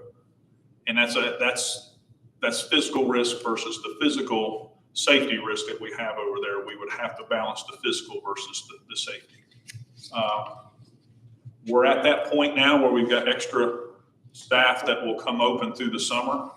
So as far as holding the line to see if, we do get a raise. I don't know what you're considering. I'm going to advocate for it now. If we do get a raise and we can compete with our peers in Sullivan County and Washington County and at least maintain what we've got or maybe gain a little bit. We will find out a little bit tomorrow night. We have a civil service test tomorrow night. It's our second Tuesday of every month. So we'll see what comes in the door tomorrow night. We've got one individual that'll start maybe this week or next week, which kind of mitigates a little bit of what we've got, but we don't have a margin anymore. Just to give you, and we do really appreciate all the bonuses. Bonuses are good. There's still a challenge with the bonus with that stupid 22% bonus tax. But we do appreciate everything that we did get out of that. And I heard in comments tonight, you were talking about the potential or a pending $5,000 ARP bonus. And once that becomes a little bit more real, I will start pitching that over there for retention purposes, because those are serious numbers, and that will turn some heads on that. As far as keeping what we've got from walking out the door and going to the Department of Corrections or Sullivan County. Restating some numbers that you already knew, the Tennessee Department of Corrections, which we compete directly against them for that jailer pool. They start out at $44,900 a year, and they have a $5,000 signing bonus. Now, our benefit is we're here in town. Their challenge is they're in Johnson County. So that's the only thing that we've got going for us on that. Sullivan County increased their starting pay to $16.80 an hour. That one's going to be a challenge. Washington County will likely match it. Last year they matched it and went ahead of them by a penny. I would expect it. I don't know where they're at in their processes, in their budgeting process, but Washington County will likely do the same. They also placed a 5% step raise, I think, in Sullivan County this year, which is going to be good for them on the retention side. They are trying to align their pay scale alongside the Kingsport Police Department pay scale. I'm talking about just specifically jailer pay now. Now I think we're going to start having problems competing against them on the patrol side. But they seem to be pretty healthy right now. I don't know. They have come in and stole 3 and 4 at a time from us whenever they got short. They've done that at least 3 times that I know. One time we probably had 16 of our jailers that were working over there that we had trained, and they just moved 12 miles that direction, and they got a $3.30 an hour pay increase. And that's the gap that we are facing now between our nearest peers, $3.30 an hour pay differential. We were at $12.02-ish an hour starting pay whenever you gave the $1,000 bonus, I mean, the $1,000 increase in pay. That raised us up to around $12.50. They're at $16.80. Those are the facts that bear on us, and I think you need to understand, or I'm trying to pass those facts on to you as you consider, the pay raises for the next fiscal year. I don't think I've missed anything.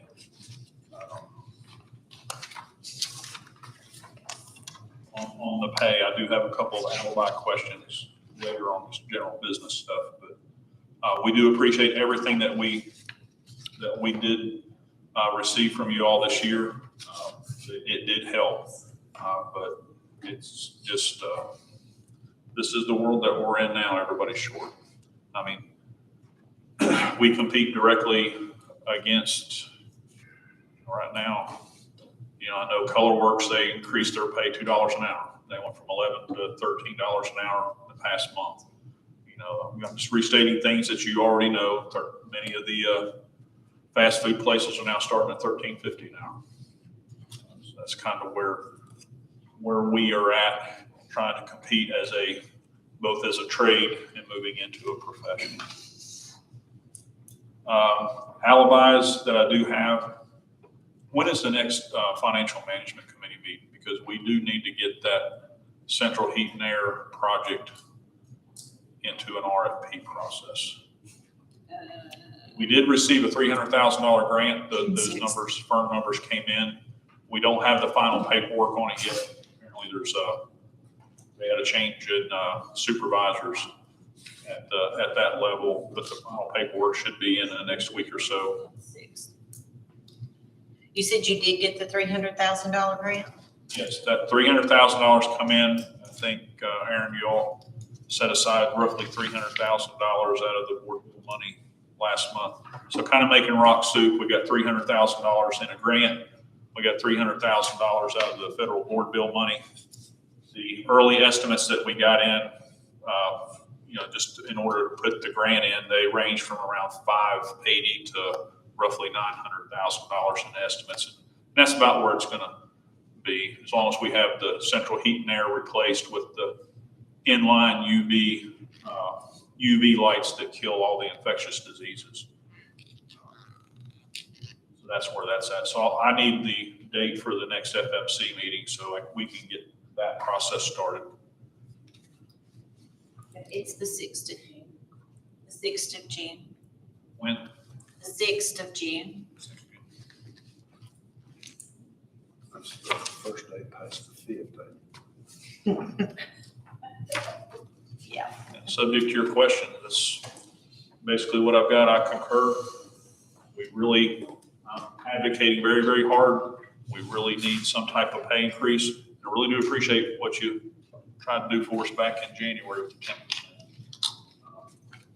I think that probably would have raised us up out of the crisis mode, but we are still there.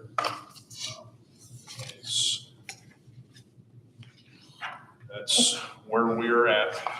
If I may question, Washington County and Sullivan County both house federal inmates. Sullivan County does not. Washington County does.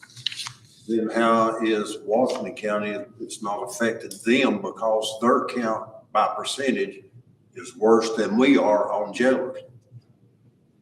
You're saying, we may have to drop our federal grant or our federal contract.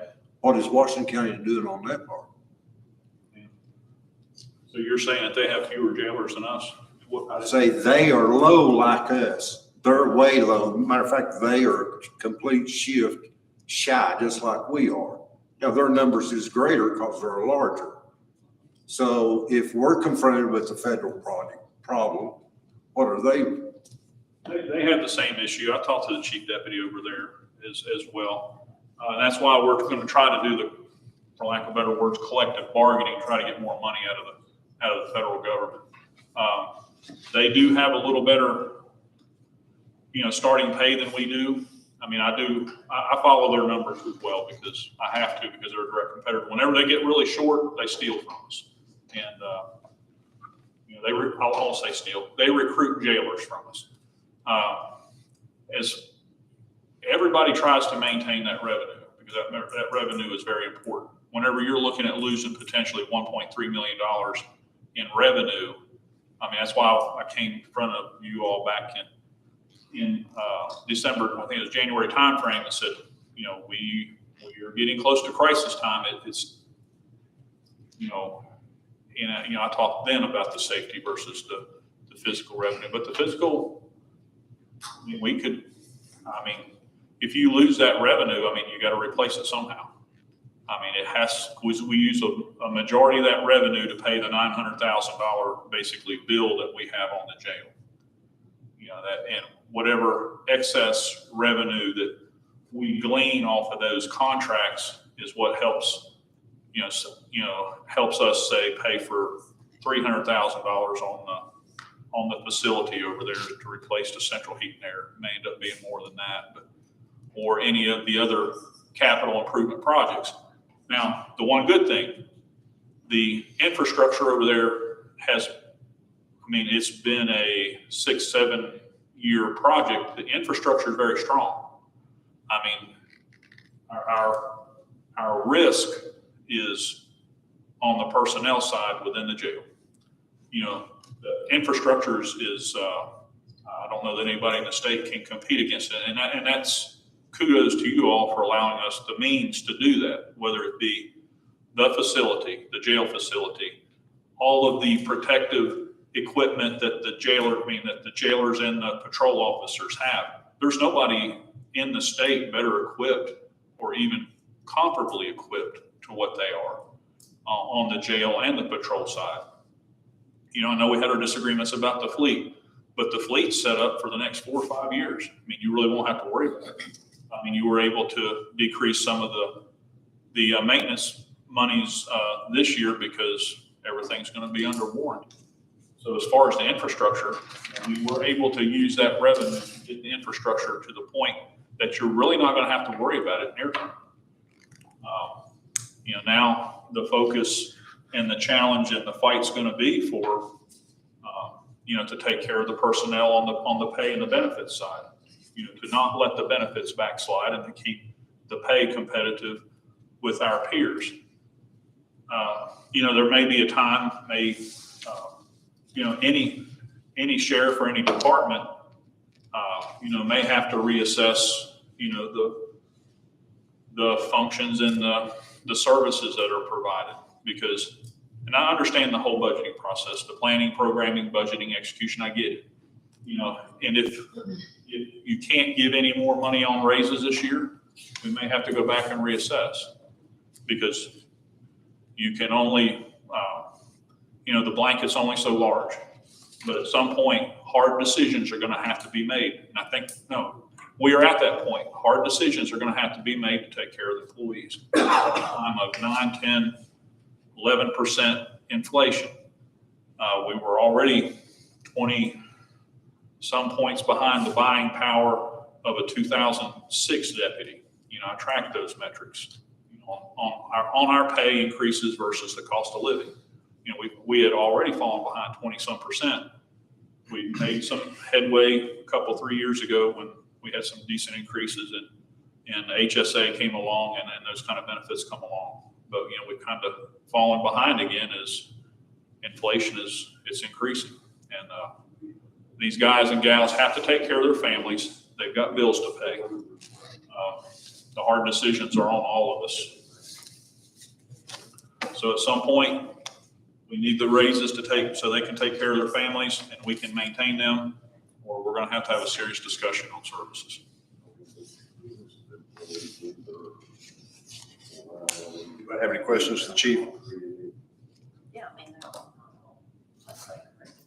this is what's in Skyward. Thanks for showing up tonight, sir. Thank you. Thank you. Thank you.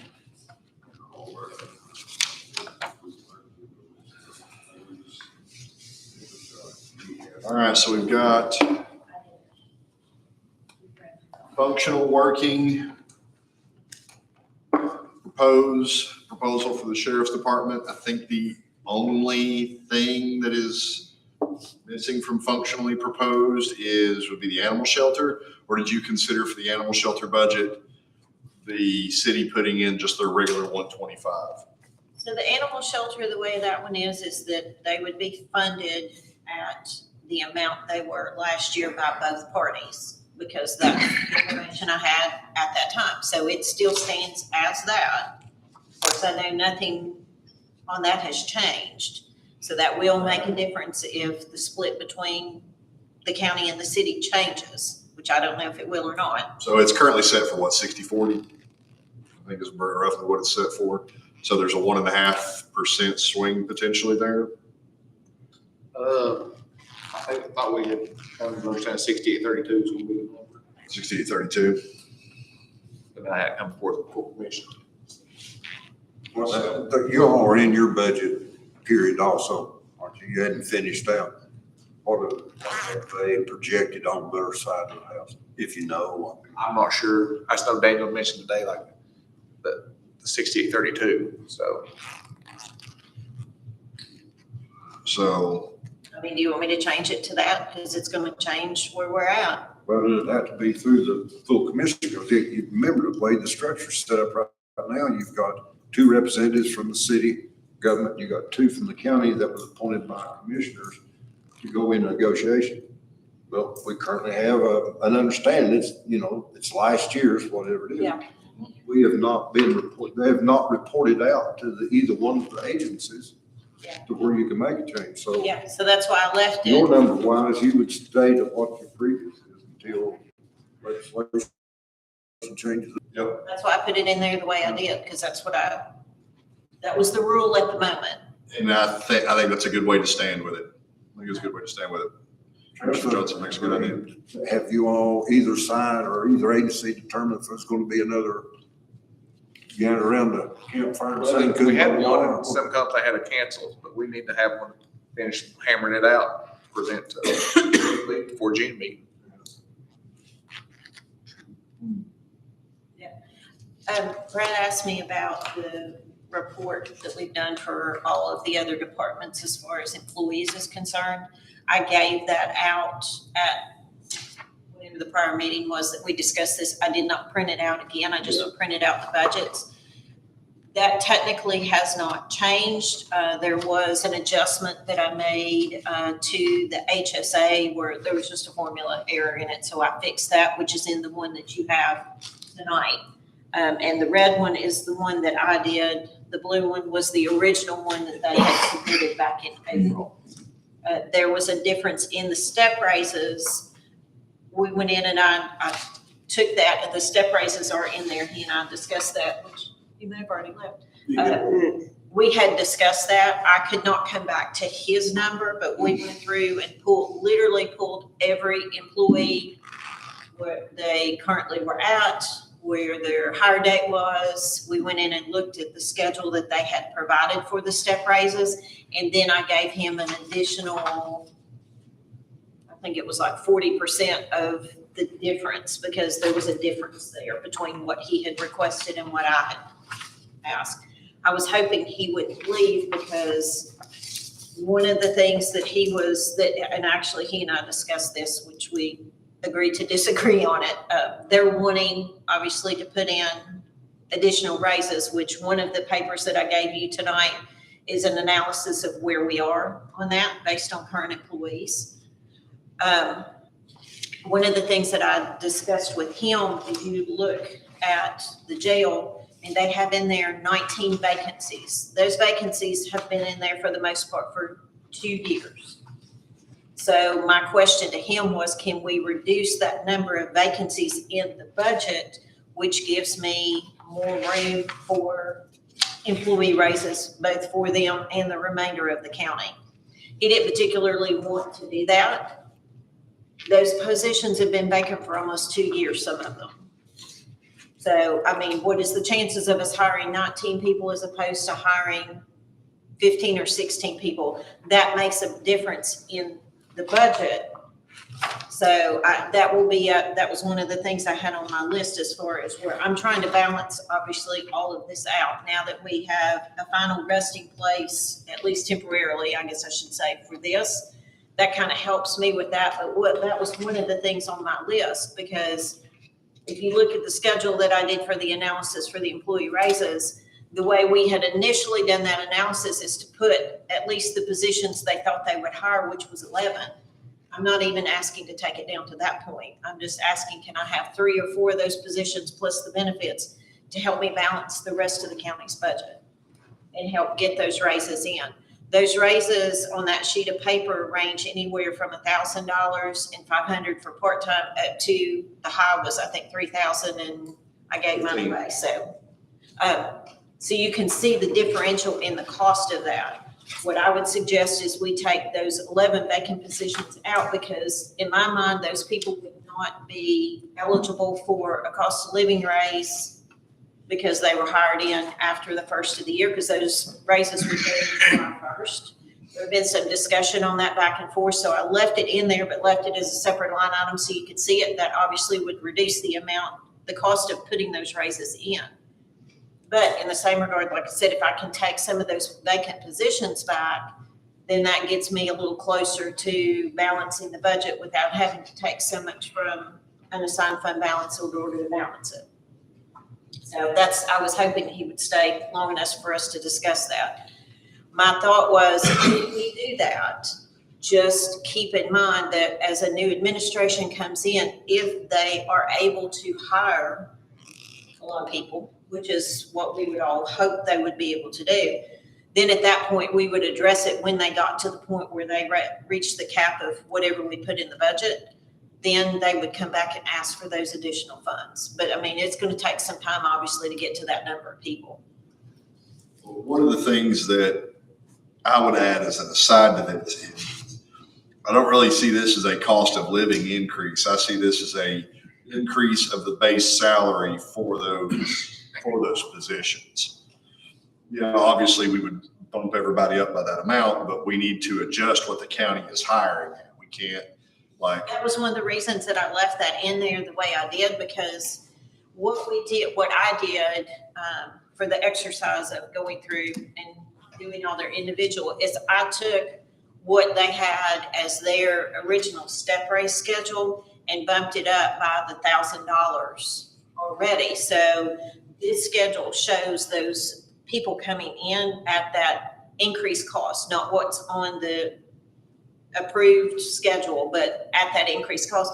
Because to me, it made more sense. If you're going to bump up salaries, but then you're going to bring people in at the lower rate, then it's not going to, you're going to continue to have the problem because they're not going to stay. So that's why I went on and did this in my analysis, which is reflected in the budget that I did, which is the one that's got the red heading on it. And I mean, one of the things that I know a lot of places do this, y'all can chime in as well, is like if you stay 90 days, you have that initial rate, but if you stay the 90 days and you go to rate B, Yeah. and that may be something that they need to consider, or something. That's what I would recommend when you go through and you look at their step raise, which, I don't have any say so on that one way or the other, but that's the type of thing that I would recommend is that because what I'm hearing is that they're bringing people in and they're staying a month or 2 months or 3 months and then they're leaving. Probably because, I don't know, either they don't like it or they're getting more money elsewhere or something. I really don't know because I'm not involved in that side of it.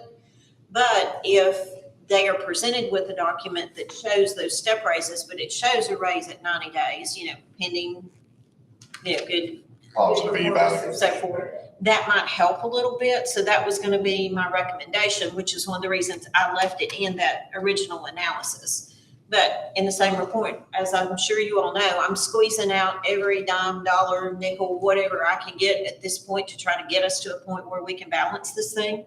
And, we're kind of at the end of the line on some things. So, and we're going to be at a point where we need to make some pretty tough decisions here pretty soon if we have any hopes in getting this done. Okay. Here's another little side note. Are there any projects that are listed that the county is going to have to pay for that we can technically take from ARP funds now that we have around a $5 million gap in there comparatively? No, there's not, and there's not that much. I mean, from the ARP fund standpoint, there's really not gonna be any extra, because when I put that total in there, I took out all the things that requested additional information, so you would know where they stand. Gotcha. So those 3 or 4 things could go back, which means we're still gonna be short. Gotcha. So Or, there's no extra, there's nothing else out there that I'm aware of that we can pull out. Now, one thing that would help tremendously is if we can do at least the majority of the radios through that instead of having to take out a loan, because as I'm working on the budget, I did not put into the budget for a loan for those radios, because right now they're on that ARP list. So that's something to take into consideration. If that decision is not made to put it on that list, I'm gonna go back and adjust that in the budget. well, and to that same thing, we've already set aside $300,000 of the board bills plus futures to go towards the maintenance, to go towards the radio costs. Yeah, but that's not gonna be as material as you initially thought it would be. Okay. The first 900,000 of that is budgeted to go into county funds. So it's anything over and beyond 900,000. Based on what I saw currently, we're taking in about $25,000-$30,000 a month, not 50 to 60. So the chances of it being extensively over that 900,000 are not real great at this point. I mean, it would be some, but it's not going to be extensive. Well, no, I'm just saying if it all ends up coming out of ARP funds, then you've got that to fall back on. Yeah, that would take care of the extra stuff.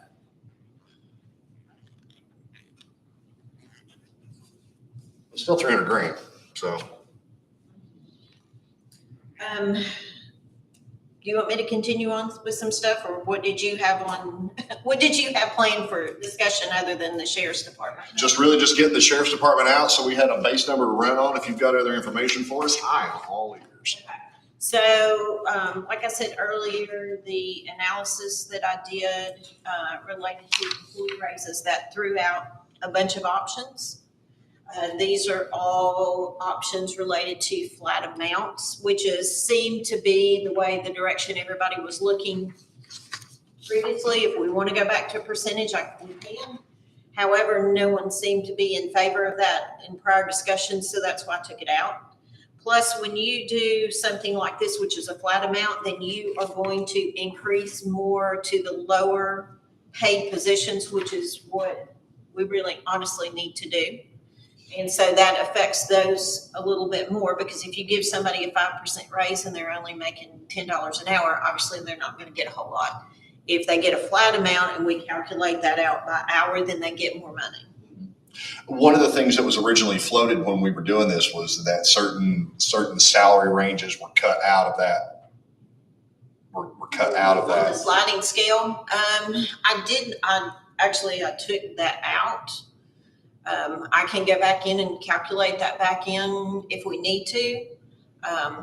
It will make some of a difference, not a whole lot, because to be honest with you, the majority of the employees for the county make under that. I think I had the median income set at about $36,000. The majority of the county employees are going to fall under that. So you're going to hit a few, but it's not going to be it's not going to make a significant dollar difference.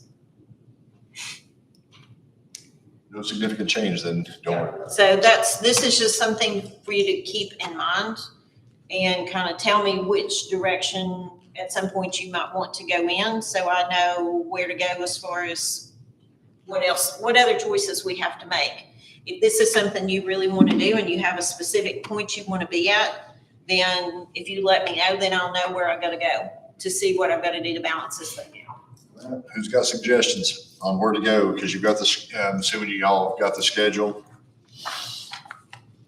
Oh, and this also, just throw out real quick, which is another point that I'll bring up in a minute, once we finish discussing this. The retirement is in there at 8%. So I'm going to bring a discussion up about retirement in a few minutes, but the retirement is in this at 8%.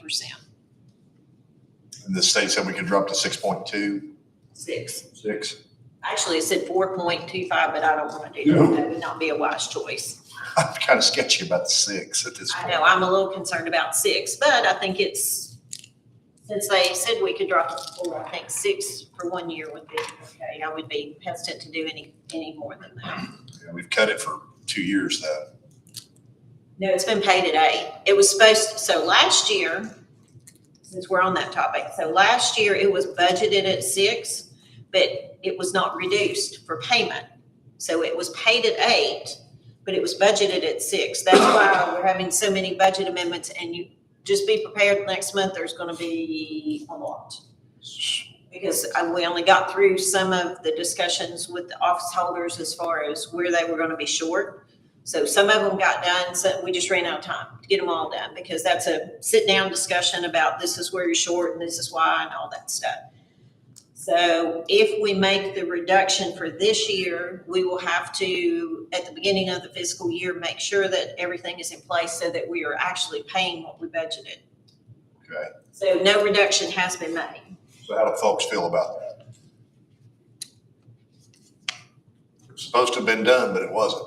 I mean, there's nothing we can do about it. We have to pay it. No, I understand that we have to pay it, but I'm just saying, if we paid it last year, we kind of got a little bit more of that goodwill bank on the other side of it.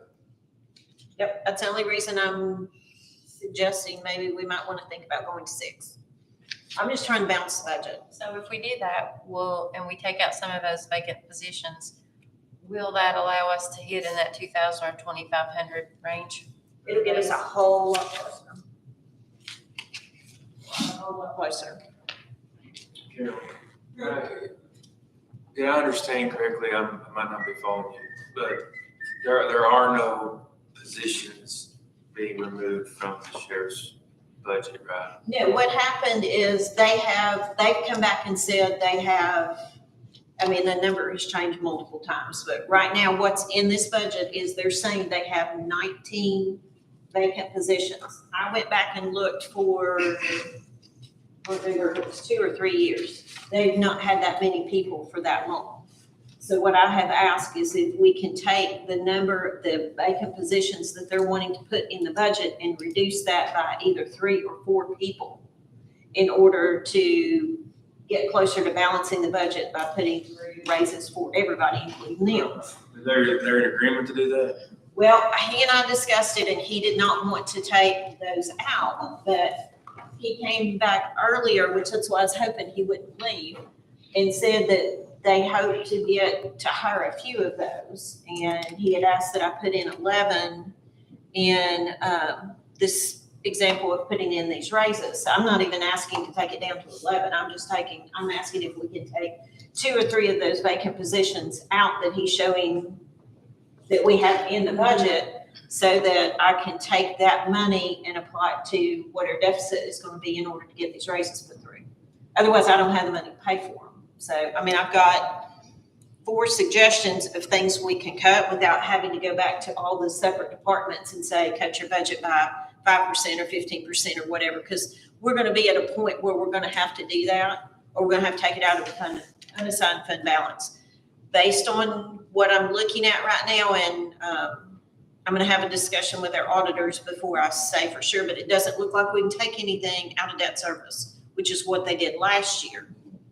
They took too much out, so I don't think I can take any this time. So I've got like 4 different things that I've come up with that we can get money from. Otherwise, I mean, I've got to balance it somehow, obviously, so. They didn't really take any money from debt service, they just reallocated the pennies. Okay, well, yeah. So when you set the pennies, you just leave those 1.5 out. Put it in your general fund. Well, it doesn't look like we can do that anymore. Based on what I was told. I think what Attorney Harden is alluding to is we can't, for the sheriff's department, due to maintenance of effort, we can't reduce their salary line items. Those are. No, you'll have that line item, except you will not fund it. It will be a vacant. You will have that position. They will have to come in here and create the whole thing. We would just not budget, give any money for that line item at the time. Yeah, see, that's what, There's nobody there. there's no one in that current position. You cannot reduce this current salary or number of employees in the sheriff's department unless Even if they're vacancies? But see, he comes up with a different number of vacancies than I do. you That's, definitely need to have a true number of employee positions in the sheriff's department, and you And it means you just got control of the other way. can't reduce the number of employees or the salary, so I would reduce it. I would think that would be the number. Still reducing your maintenance. Positions, even- Current Because even position- doing that, you'd still be reducing your maintenance. Okay, wait, hang on just a minute. So the current positions that he has right now, or. From last year. From last year, I mean, we're still way above that with, if, so, cause I have literally made a schedule of all of the current employees. And so that's in here, and then I have on top of that 19 vacancies for jail guards. So those people don't currently exist, is that what you're? I don't know about that. The number of employees. Let me make sure about that, because that's obviously a huge distinction between vacancies and Reduction in headcount. between actual employed folks right now or number of positions. If it's number of positions, it doesn't matter how many of us vacant. You Yeah, can't- because I mean, I obviously don't want to do something that's incorrect, so I'll have to look at that to make sure. I mean, it literally says number of employees, salaries or number of employees below current level. But that's a moving target, obviously. So I mean, Is that sheriff and jail or just that's the sheriff? sheriff's department. Yeah, the sheriff's department, he had asked for 2 additional positions. Those are in the numbers. And, What I'm saying, the sheriff's department includes the jail. We're not talking about separate budgets. I'm talking about the entire Fayette County Sheriff's Department. I think you cannot reduce the number of employees that were budgeted for in the previous year. I can't, the way it was budgeted last year, I can't really tell how many were in there. Well, that means there was 11, there was actually 11 correctional officers positions that has never been filled in the past, or the previous fiscal year. Yeah, well, what I did is I had Jacqueline go back and look at number of employees, because when we did this exercise back in January, I think it was, January or February, that's where the 11 came from, because he had originally asked for 21, and then we changed it to 19. And then he had come back and said, well, we're shooting for 11. So that's where the 11 came from. But even if I reduce the 19 by the 3 or 4 or whichever, we're still above that. So that's why I thought it would be okay to do, since it was still above. But I asked him, he said he would prefer not to do that, which I understand that completely. But, you know, that's one of the things that was on my list to throw out there is I'm literally trying to squeeze out any pennies anywhere I can squeeze them in order to get this done, because I realize and agree that that department needs increases, but I also have to advocate for the rest of our county employees. They do too. And the sheriff's department gets their step raises, and they've gotten retention bonuses and other things that our other county employees have not had the benefit of getting. So my purpose for doing this is to try to spread that out a little bit and get some additional monies for the rest of our county employees. In the same regard, I still got to balance this budget. And initially, when we went through this with the departments, and most department heads were awesome about it, I said, do not ask for anything that you don't absolutely need. And I told them the reason is because I am trying to squeeze out as much as we can so that we have some hope of putting in some type of raise for our employees. Call it cost of living, call it whatever you want to, but some sort of raise out there for our employees. They were all more than happy to do that, and they all did not put anything extra in there that they did not feel like they needed.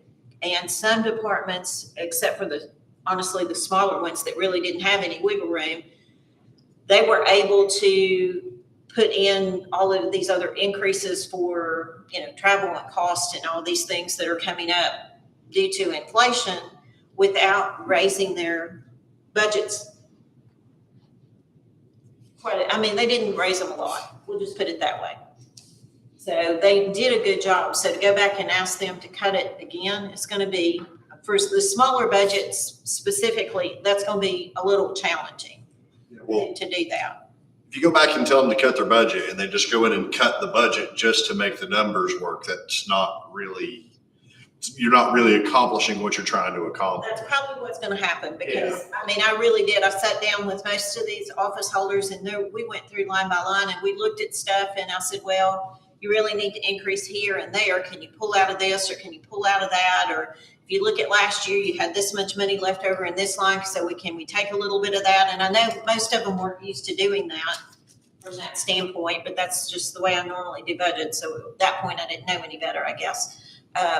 And so it's gonna be hard, other than them just going in and just cutting randomly stuff just to get to a number. That's what's gonna happen, basically. All right, so does anybody have a recommendation on what for Carolyn to look at as far as the raises go?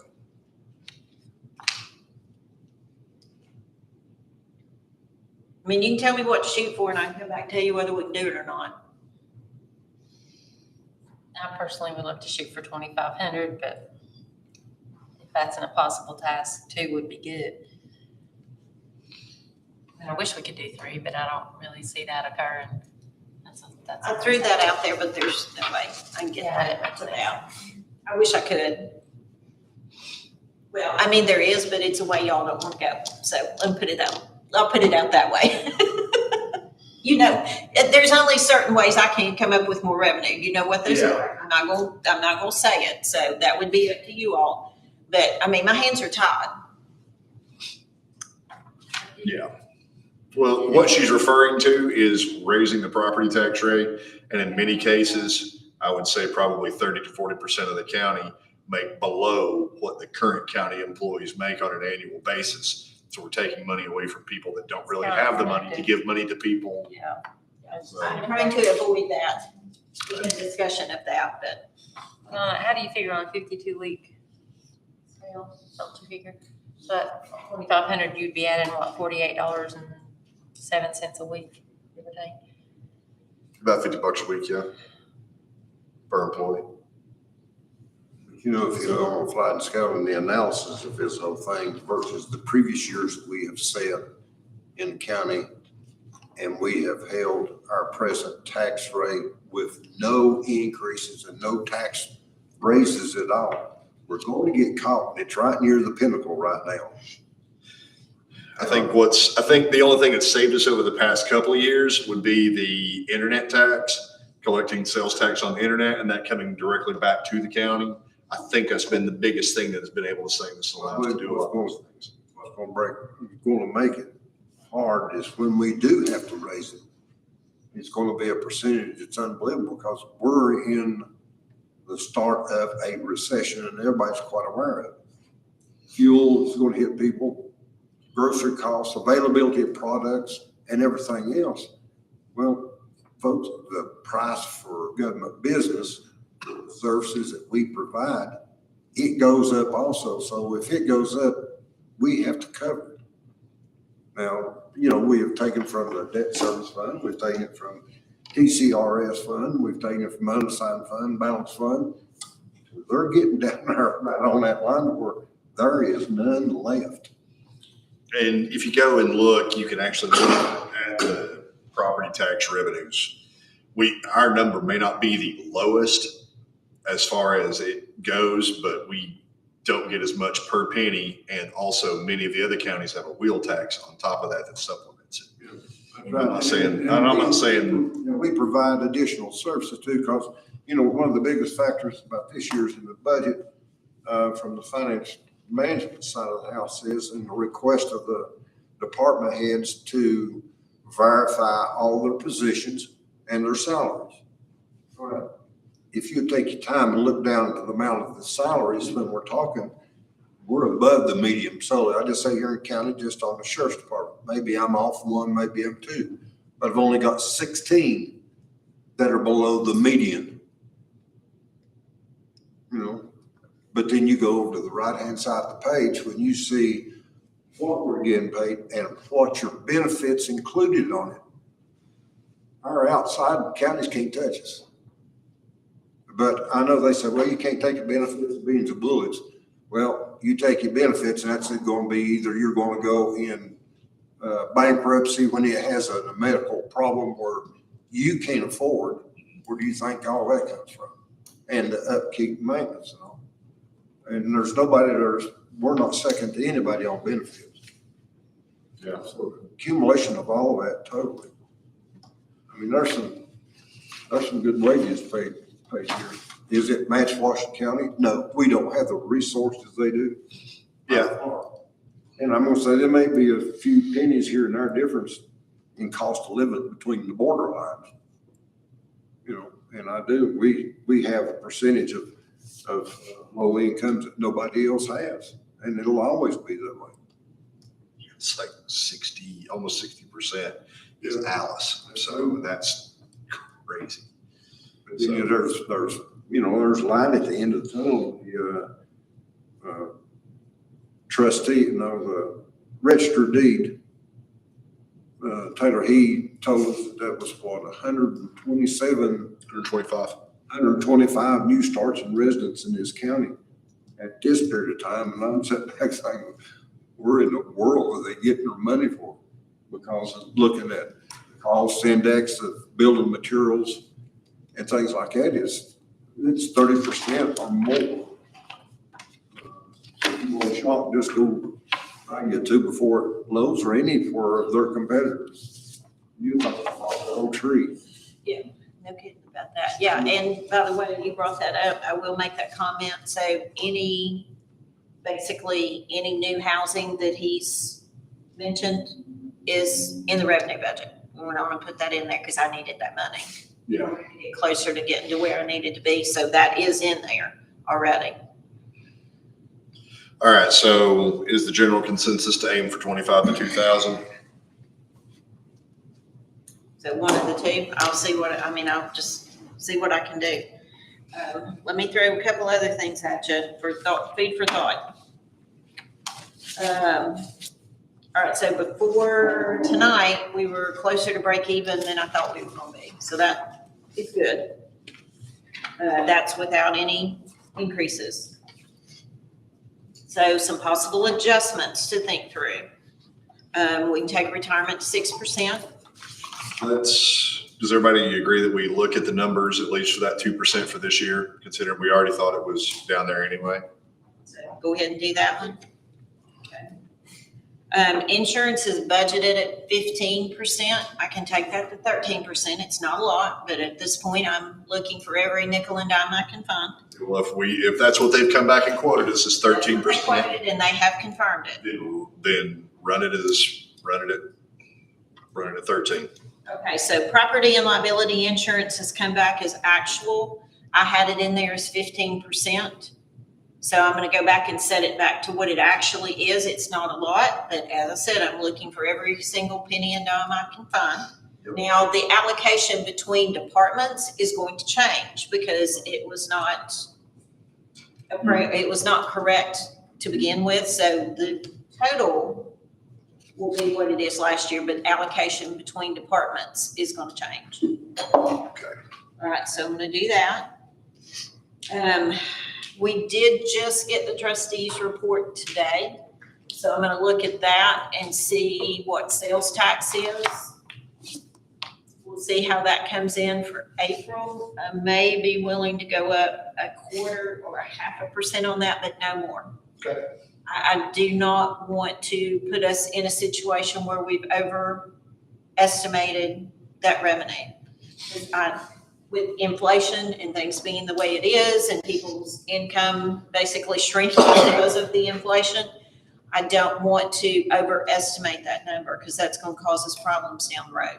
Yeah, well, one of the things to remember is when this all comes to a head and the economy crashes, a lot of people are going to lose their jobs, but the cost of goods is going to drop significantly very rapidly. We saw it in 2007, 2008 with whenever the housing bubble burst. We went from $4 gas one day to $1.50 gas the next day almost. So that's one thing to consider because that will affect the revenues as they come in as well, because we're taking a bigger percentage of a bigger number. We're taking the same percentage of a bigger number now going down to a smaller number. So, I'll see what those numbers are. Like, they literally just brought the report up, so I have no idea what it is. I didn't expect it, honestly, till the end of this week or next week, but we'll kind of look at that and take an analysis and see if we can squeeze anything out of there, we will, but I'm thinking probably not, but we'll see. We already talked about the other topic, which I don't want to bring up. The value of the penny right now is 104. 104? Yeah. So it went up slightly. Yeah, well, I thought he had told me it was 107 at one point. It was 103 and change. Was it? Okay, That's what I was calculating off of. Okay, so When I was it's running numbers, 103 and change. what I got right now. 103, 270, 7. something like that. I could have swore he told me it was 1. Maybe he just, I don't know. It's just a nine. It's just, I know, I got too many numbers running through my head. All right, so anyway, it is 104 right now, but all the new housing expectations are already figured in to this budget. So, not a whole lot left as far as where we can kind of get money from. If we can reduce those positions, which I don't know that we can or can't, that would help a little bit. I don't know. That was just something I threw out there. If it was a potential possibility, because they're not real people yet. So I'm kind of with Josh on that. I don't know if we can draw down that number, even though those funds are essentially going to roll back into the fund balance the following year if they remain unfilled. I think that we have to have the semblance of maintaining that effort. I think is what that's the fundamental rule that I think that the state's trying to get to with maintenance of effort is you're not. is it based on the dollar or is it based on the number? Because I can't come back to that number, which is the only reason I considered doing this to begin with, is because I can't come back to that number. One of the things that's interesting regarding state law whenever it comes to setting the budget through the commission, let's say that we can't come to a consensus on what to set that particular budget at. We set the bottom line, then they have to take that bottom line, then they have to fund all their salaries first, and then everything else gets funded after that. We don't get to tell them which lines they get to put it into, but they have to fund their salaries based off of that amount, then they have to fund everything else. Okay, because the reason I mentioned that, especially in the jail, so their proposed budget compared to last year is an increase of $172,000. There's wiggle room in there. So if I just have to meet that dollar amount, then we can have a different conversation. The salary and benefits are over $55,000. The other is, and these are just big ticket items, that's why it's so much money, is a 4% increase in the contract for the medical services. That is what it is. I can't change that. The food service amount is in there at a 20% increase. The school system did not increase anywhere close to that. I feel like we could maybe pull that down to 15, which I wanted to talk to him about that, but I didn't know they were leaving that quickly. And then they've asked for additional training funds and so forth. But I mean, if you think about that total increase, that's pretty significant. So if we can find a way to trim some of that out, the one for the sheriff's department, their increase compared to last year is only what's close to 34,000. It's 33,800. Their salary really didn't change. Well, no, actually it did. It went up 89,000. The reason the whole thing didn't go up as much is because he had 97,000 in there for vehicles, which he said they were going to take out if they got the new ones. He just had forgotten to take it out, so I took it out. And also the lease as well. Yeah, and that's $68,000 in the lease. So, I mean, he's got in there, or I've got in there an $89,000, almost $90,000 increase in salary. So that's why I'm asking, is it dollar amount or is it number? It's both. Huh? Both. It's you have to maintain current number and their salary, both. Yeah, but see, I've got salary increases in there because of the step raises. Right. That's what I'm getting at is the way I read the statute, it's number of employees at current level and their salary. I don't think it would be to assume it's the current number of employees absent vacant position. I mean, that's always going to be a moving number. I mean, I think you would have to assume, and there is nothing in black and white that I can tell you right now, I think you'd have to assume that it was the number of positions that were in the last budget and the salaries for those positions. What if I can't determine that number? Yeah, that's going to be the hard part because, every year, obviously, there should be a clear count There is the now. number of employees and their salary. And, that's where that whole letter of agreement and filing a court case if you don't agree to get more people, that's where all that comes into play, and it just hasn't happened. And that doesn't exist. So there's nothing for me to go by. So what I did is I went back and I looked and I told Jacqueline, I said, okay, how many people have we had? And so we went back and looked and we can't come up to these numbers. And so that's why I wanted to pull 2 or 3 of them out, because he keeps telling me they're not gonna hire that many anyway, so why do we have them in the budget if we're not gonna hire them? I guess was my And I can't thought answer, process. that, but obviously, the number of people were budgeted at some point, and that was supposedly the number of positions that it took to do the job. And just because they haven't been able to fill them doesn't necessarily mean that they need less people. It just means that they haven't been able to fill the positions they had that they should have. But yeah, the hard part's gonna be that there hasn't been a clear number apparently for. Yeah, and I mean, I'm not trying to take anything, obviously, I'm not trying to take anything away. I'm just trying to figure out what the number should be. So So I know how to budget it. we did something last year or earlier this year to give bonuses out of that fund balance that was left over from the vacant positions. We utilized that money to give bonuses to everybody else. So, You talking about in the jail and the sheriff's department? correct. Yeah, because they had overfunded that budget, which I can't figure out where. The budget is still overfunded. That's what I'm saying. That's why I'm trying to pull money out of it. Right. The raises for this coming year should be utilized from that balance, could it not? We did it once, why couldn't we do it again? There's not enough money left to do that. No, I'm saying in the new fiscal year. Right. What? Are you talking about just for the sheriff's Just department? the sheriff's department. We don't take it for the entire county. We're just letting them fund their own Their own, yes, not. out of.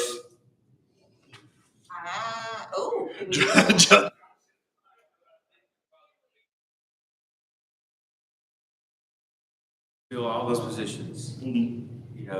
July 1, all positions are filled, and you can't rely on that, in my opinion, as the budgeted salaries for the rest of the year when they could all be filled and be due that money. So you're just digging yourself a hole. Yeah, I don't know.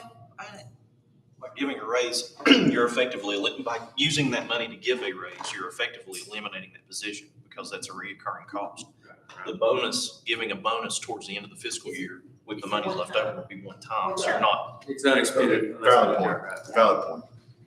I mean, I can, This is why I'm not an accountant. I don't know. I mean, as I said, we're down to the point where we're in the midst of complications as far as I'm just trying to figure out how I can get it balanced. I will research further. You might be able to help because you came in at kind of the tail end of this to see if I can find some sort of document that tells me how many positions was funded last year. 286. It was either 286 or 287. I got it wrote down. That's what we're at now is 287. That's what we're at now is 287. So, I mean, like I said, I don't know as far as, I'm just trying to figure out ways to get to where you all want to be. Those documents that I gave you all, it should have the employee count in that. Okay, that's lying on my desk. I was looking at a schedule that he created similar to what I've done, but I haven't found anything Is like that that. the employee count, just the active employees they had, or is that all the positions that they had? No, the actual employees, I don't know whether it's versus the positions or. That's what I'm getting at. I mean, I think the On positions. the raise last year, and right at the meeting to approve the county budget, that was the amount. It was either 287 or 292. I know there was some debate, conversation on 3 positions for sure on the count. Yeah, well, this schedule that I did, this was the one that tells me the difference between the retirements. That's not the one you have, but it has 3 highway positions, which he does intend to fill. He's had a hard time, honestly, he got one filled and then somebody quit. So we're still back to where we were. And then everybody else is pretty much where they are. I think there was one vacant position in one of the courts or one of those. Other than that, I think Shannon, you had one vacant position. Other than that, it pretty much, this schedule is what it is, but those are all taken into consideration. But I did pull the jails out separately and just put the 11 in there, because even if we hired the 19, I mean, you're not gonna hire them all on July 1st. I can't imagine you would, but. But you have to plan like you're going to, basically. So they're wanting to add 3 highway positions. Yeah, but those were already in this budget that we've already submitted and approved and all that stuff, but those positions are in the highway numbers. Okay. One So- person, I don't know if the market has not been here, but from our trustee, from our investments on CDs, has that increased any? That's fixed rate whenever they started it. So if interest rates are going up right now. That's something It'll fix it. projected by us next year, since money, low rates, money rates is going up. We're at what, 5.2, I think it is now. That means that savings more likely to trail right behind it.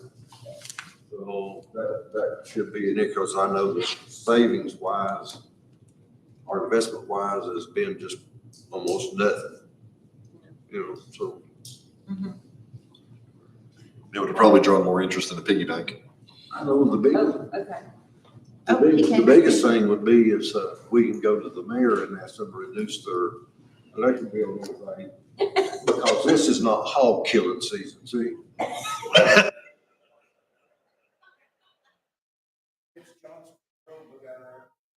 Bring my axe and cut that cable down. Met up with Judge Louderbeck, Judge Seeley, and the Chancellor. They want this courtroom at this temperature. Tell them to get their fat behinds in here and sit up here with the refs and freeze to death. Really? Big difference in the middle of the day with all the sun shining into it. Yeah. And all the bodies.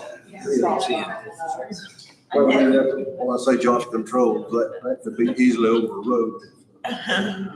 When you can't stay here and go over and enter.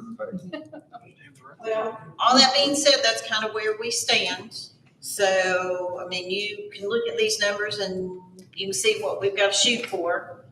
I can make up some of it. I was hoping to take that other money and make up a little bit more of it. Don't want to put him on the spot, but I might here in a minute. To see if he knows the number, but like I said, I don't think that's going to be an option. I can take a little bit out of their food service. We can go back and ask departments to cut a percentage or half percentage or whatever. I mean, we're talking minimal amounts, and honestly, they're just going to cut something to get there. And then, you will tell me where you want to go from here. I guess that's kind of the bottom line. Because at this point, I don't know what else I can do.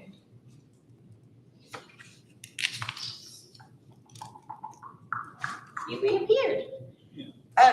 Question real quick, I don't want to put you on the spot, and if you don't want to answer off the top of your head, I'm fine with it. So I put 20% in there for food for the jail, and they've got a bunch left over from this year, which means they probably are not going to spend all that. If I cut it to 15% to try and squeeze a little bit more out of that, do you think that would work? And if you don't know off the top of your head, that's fine. At this point, I'm literally trying to find pennies of anywhere I can get to get this other stuff cut through. I would leave it where we're at. At 20? Because we really don't know what's coming. I mean, there's so much uncertainty right now in those markets as far as buying the canned food or any of the perishable items. We really don't know. Yeah. Only reason I recommended that is because they can't even, based on the POs and stuff that are coming through, they can't even spend what they had from this year, and we're increasing it for 20% next year, so that's why. They were holding until the end of the year to buy a lot of canned goods. That's what we want to do. Okay. Because anything that we can stock in order to, decrease the burden on next year's budget. Yeah. We were also talking about the vacant positions too. We don't know how many were budgeted last year as opposed to how many are budgeted this year. So I don't know if you know what that number is. I mean, I know those numbers by heart. I mean, it's 130 positions is what we have on our force. And that's pretty much what was budgeted in what I gave you as far as that For spreadsheet. both, 130 for both? Yes, for both. Okay. I will go back and check and see how many I've got out there. And if there are more than 130, then we'll have that discussion. Okay. So I mean, it's gonna 130. be kind of hard to tell with all the vacancies in there. You know, what we put in that initial request was for those billets with these step rates. If you cut below that, then you're getting into the maintenance of effort. That's what we. Yeah, that's what we've been discussing is Yeah. making sure we don't drop below maintenance of effort and not dropping below the number of employees you currently have. That's making sure that those salary schedules stay the same. So, but if you say you're supposed to have 130 and she goes and checks and there's like 135 or for whatever reason in Skyward, then that's where we can. It would be in my schedule, not in Skyward. So those are set in stone, but I may have more in mind because I ended up with more salary dollars than you did. You know, on the Skyward side. That's why I thought my numbers were more accurate. But I would go with the numbers because that's the way we traditionally put it in. So 130. What we put in, whatever's on that spreadsheet is exactly what we had last year and the year prior. And that's what we need to maintain, was what is on that spreadsheet. Right. I know one of the reasons she was asking about the food budget is the school on their budget came in with like 3% increase. To get us to the 130 for the maintenance of effort, I have 19 in there. I need 12. That would put us at the maintenance of effort. I don't need that many to come out of it. For the number of people. That's why I asked, does it have to be number of people or does it have to be dollars? And does it have to be payroll dollars or is it total dollars? Both. It's total dollars because, well, it's. What are you doing? I don't know. Trying to warm up.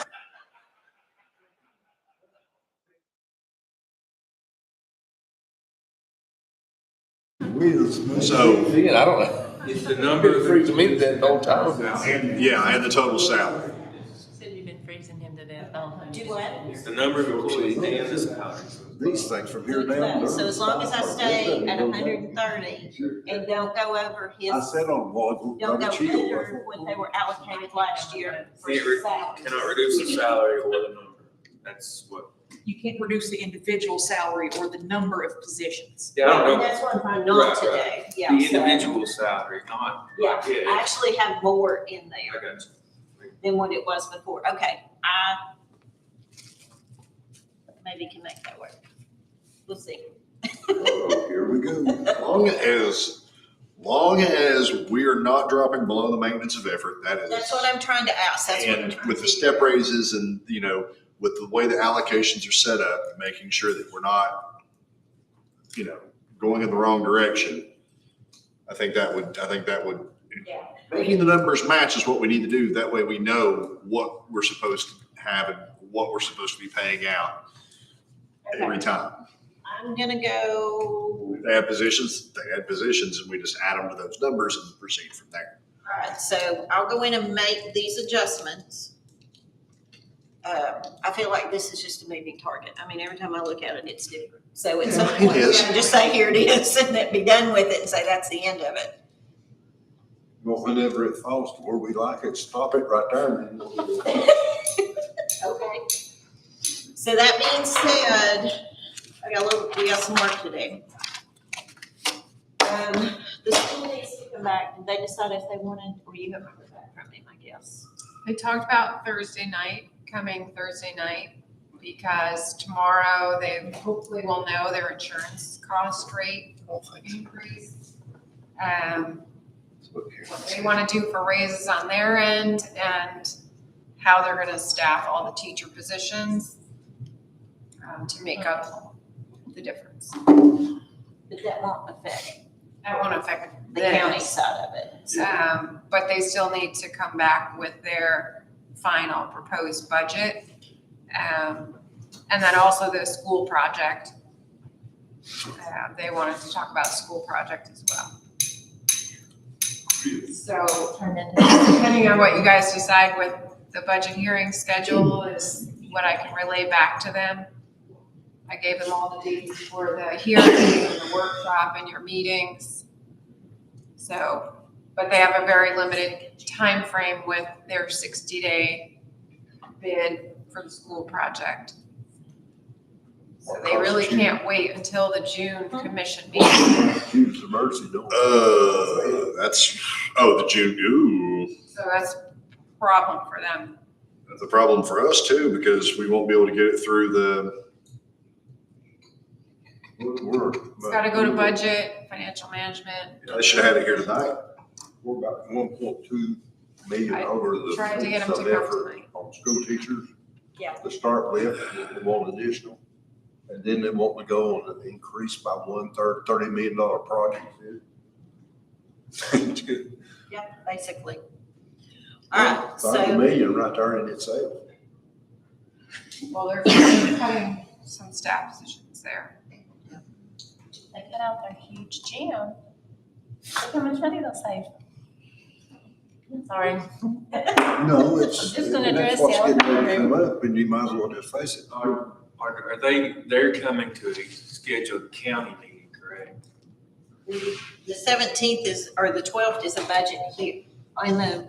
I'm just saying, We're not gonna be voting on anything, Josh. but they're coming to an advertised meeting for the county is what I'm getting at. I don't care what they do, but for our county commissioners to discuss it, it has to be an advertised meeting for our commission, not at one of their meetings. The 12th is a budget hearing. Okay, that's fine. As long as it's one of, yeah, I'll just make sure it's one of our meetings that they're coming to. Yeah, because I was gonna cancel, see if you all wanted to cancel the 12th, but if they're coming, if they want to come on the 12th, then that's what we'll do on the 12th. The 17th, we'll have all this other mess sorted out, hopefully, and come back with that. Then we need to schedule a voting meeting either for the 23rd or the 31st. 23rd. That was the one that I think we've already scheduled in. It was the 23rd. Yeah, so if we do that on the 23rd, the 31st is not on the schedule, but we can add it if we need to. So the next meeting would be the 9th for commission to discuss the budget. If that's going to occur. We're talking June 9th? Yeah. Okay. So if that's gonna occur, then I feel like we need to, and based on Josh and I having discussion, we need to have the summary budget out to them by the end of May or the first day of June at least, to give them time to review it. And I think at that point it needs to be published in the paper. Is that correct? Or do we wait till after the meeting on the 9th? Maybe wait till the meeting on the 9th. Okay. Okay, well, one of the things to tell you about June the 9th, I will not be in town. I've had a mission trip scheduled to Townsend for 3 or 4 months, so I will not be in town on the 9th. Originally, it wasn't going to be a problem because Austin was the chair. Okay. So when will you be back? Saturday, the 11th. We have a budget meeting the 13th. Can we just do it after like this? It has to be a commission workshop. Is what the 9th was, is a full commission budget workshop. Workshop, yeah. When do you leave? The 5th. So workshop and voting meeting. I don't know. Yeah, you have to have, I don't know what the calendar says, but I mean, after the budget committee approves the budget to send to full commission, you have to publish it at least 10 days in advance of the full commission considering it. So you're already too late if you go past the 9th. I mean, there's no way to get it done in June unless you call a special call meeting later than. The June commission meeting is the 20th. It has to be 10 days. So you 10 could, business days, not 10. no, just 10 calendar. If they do that on the 9th, that would be in time. Yeah, the 9th, I'm saying going later than the 9th. And don't ask me what the Star's publication deal is now, if that's what you're publishing it in. It only comes out like twice a week. So, I mean, it has to be in a paper. Does it have to be in the physical paper? Can it be online? It has to be in the paper. The physical paper. In the Well, we're gonna physical. be voting on the 23rd from the budget committee. 9th is just a learn about the. The 9th is a workshop. We're not. Oh, okay. I was thinking you were trying to get it before the full commission. Yep, we're trying to get it in front of the full commission on the 20th So the 9th was. of gonna be- 20th of June. Yeah, So that's the what- 9th was gonna be a workshop for the commission to come in and review and ask questions and. No vote. It'll be No our- voting on the 9th. Right, but what I'm saying is whatever day the Right. budget committee votes. Before, but that's part Full of commission, Wednesday. 23rd of May. Friday, I don't have anything going on that Friday. Alright, never mind. Yeah. So did that work? Just As trying long to. as the approved budget from budget committee is published 10 days before it goes to full commission to vote on. So does it need to be, so it needs to be published, We'll vote on it on the 23rd. so it can be published after that? 13th through the 12th. Yep. Yeah, you're saying you're having a workshop with the full commission. I mean, the way the statute reads, it says 10 days prior to being presented to the full commission. I don't know about that workshop category. Well, that's not an actual meeting, It was just a discussion. non-voting meeting. I'm saying it, yeah. So if the budget committee is voting to approve the budget on May 23rd, then you got plenty of time. I thought you were talking about doing that June 9th. No, I think, Now- we voted on the 23rd. Yeah, The 9th, we're gonna expose I got you. I got you. for a Yeah. workshop, and then hopefully that will save problems that we've had, in the past, previous years, of all it coming to a large debate on line items. So if there's a problem on the 9th, then we can come back and fix it on the 13th. Because that would be the next budget, that would be the next actual budget committee meeting would be on the 13th. Then the commission would have to be a special called meeting in order to approve it in June, right? Interestingly enough, that is far enough in advance where we can technically move the full commission meeting from the 20th to the 27th. Have time to vote on it in the actual budget meeting and publish it and just shift the commission meeting down to the 27th. Because I don't think that will conflict with any county meetings. You'll have to confer with the chair whether she'll do that. But that would work. If it means that we can get it done before the 30th. And there's a possibility that the June meeting would have been moved anyway, because rules and bylaws just voted the Juneteenth became a federal holiday. And this year where it happens over the weekend, the federal government's observing it on Monday. Rules and bylaws this month was discussing whether to add that to the counties. They didn't. No, we did not. I'm gonna kill Randall Jenkins. Wrong person. Did not bring that up.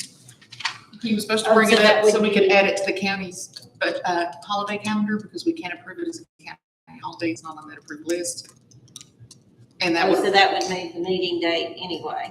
yeah, if it had been passed. June 10th. Juneteenth. I understand what it's for, but it just sounds made up when you call it Juneteenth. It just does. Give them another holiday.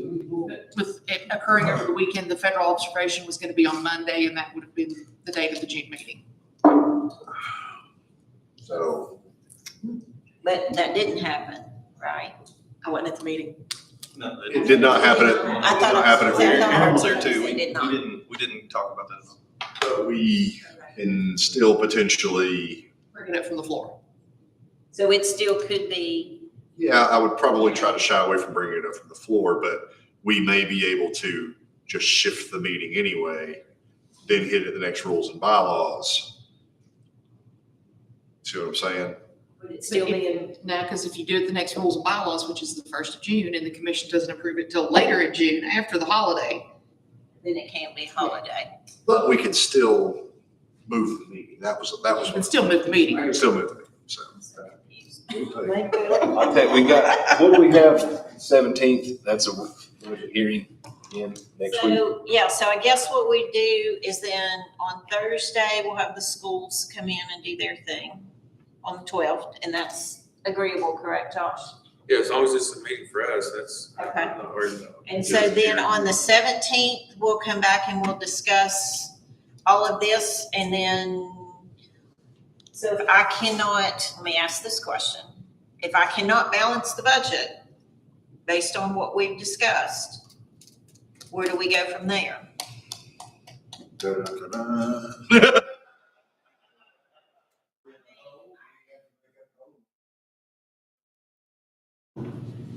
Fund balance? Oh, well, I mean, then you take it out of unassigned fund balance or you do a tax increase. I don't know where else it can come from unless somebody else knows something I don't. No, just have those numbers available.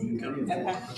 So I'll tell you what the shortage is and you all decide where you want it to come from, I guess. Yeah, and there's other places that we can potentially, Oh, yes, I got you. yeah, if we have to get down and dirty and nasty with it to try to get everything to fit, well, Okay. So we'll do that on the 17th, which means if we can come to an agreement on that, then we can vote on the 23rd. third. If you are thinking about going back to departments and asking them to cut, I'd like to go ahead and know that now so I can get out ahead of that and they can get ready for that. But there's. I think going back and telling them to cut their budget is not going to do us any good. It's not. Because all we're going to end up doing is just feeding them money out of the unassigned fund balance, which is the same thing we would do in advance. That's why I do not want to do that. I really feel like everybody has made I think a that, huge effort to have a real budget this year. I really feel like they've worked very hard and like I said, I've questioned them on a lot of things and maybe I should or should not have. I don't know. This is how I normally do budgets. So, and I was trying to use this also as a learning experience to understand how their budgets worked and how their departments worked and so forth. So that's what it is. you have to know how they function. You have to know how they work so you can help them make the best decisions they can for the stuff that they need. So if you go back and ask most of these departments to cut 5%, then they're just going to cut it and just to do it, and it's not going to be a realistic budget. I know what we'll do. We'll just tell Shannon and Chess to cut hers by like 30%. Just messing with you, Shannon.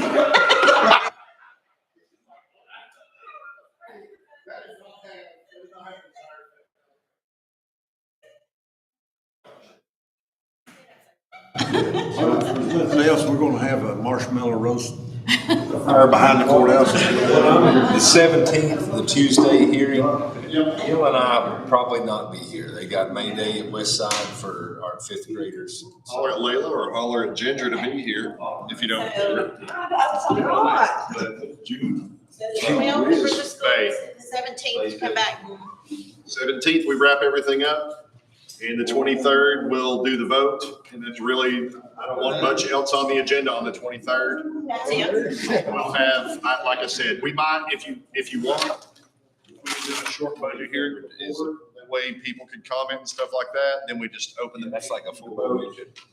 We do need to go ahead and change it in the paper Yeah, go so ahead. that it states that it's a voting meeting. Is that correct, Josh? Sorry, guys, I'm still trying to learn how all these rules work. Thank you guys for coming tonight. and Thank you for your patience. Oh, that's good. I feel sorry for Travis that he had to bail, but I completely get it. Can somebody let him know we're doing the 12th? I guess I can send him an email. Oh, hold on. Yes, Willie. May the 12th, this Thursday, the 17th, Yeah, at the hearing.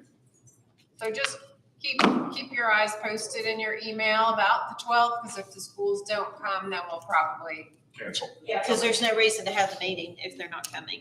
And then the 23rd is a full meeting. Call him so he doesn't call me. You have a different wallpaper every time I see you. Do you have a very large collection? You get all that stuff for you. I got the birthday. Our meeting is the same night. Oh, okay. Your meeting is next Thursday night. Okay, there we go. Not this I had to,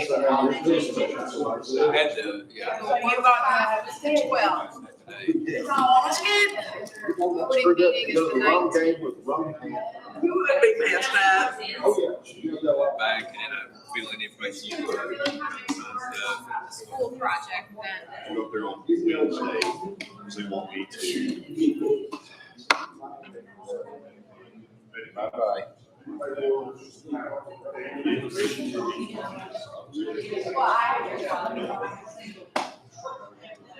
So. I mean, definitely, I should make a move. So I should probably do this, then we'll find her to advise. You should be doing this. Cool, I'll let them know.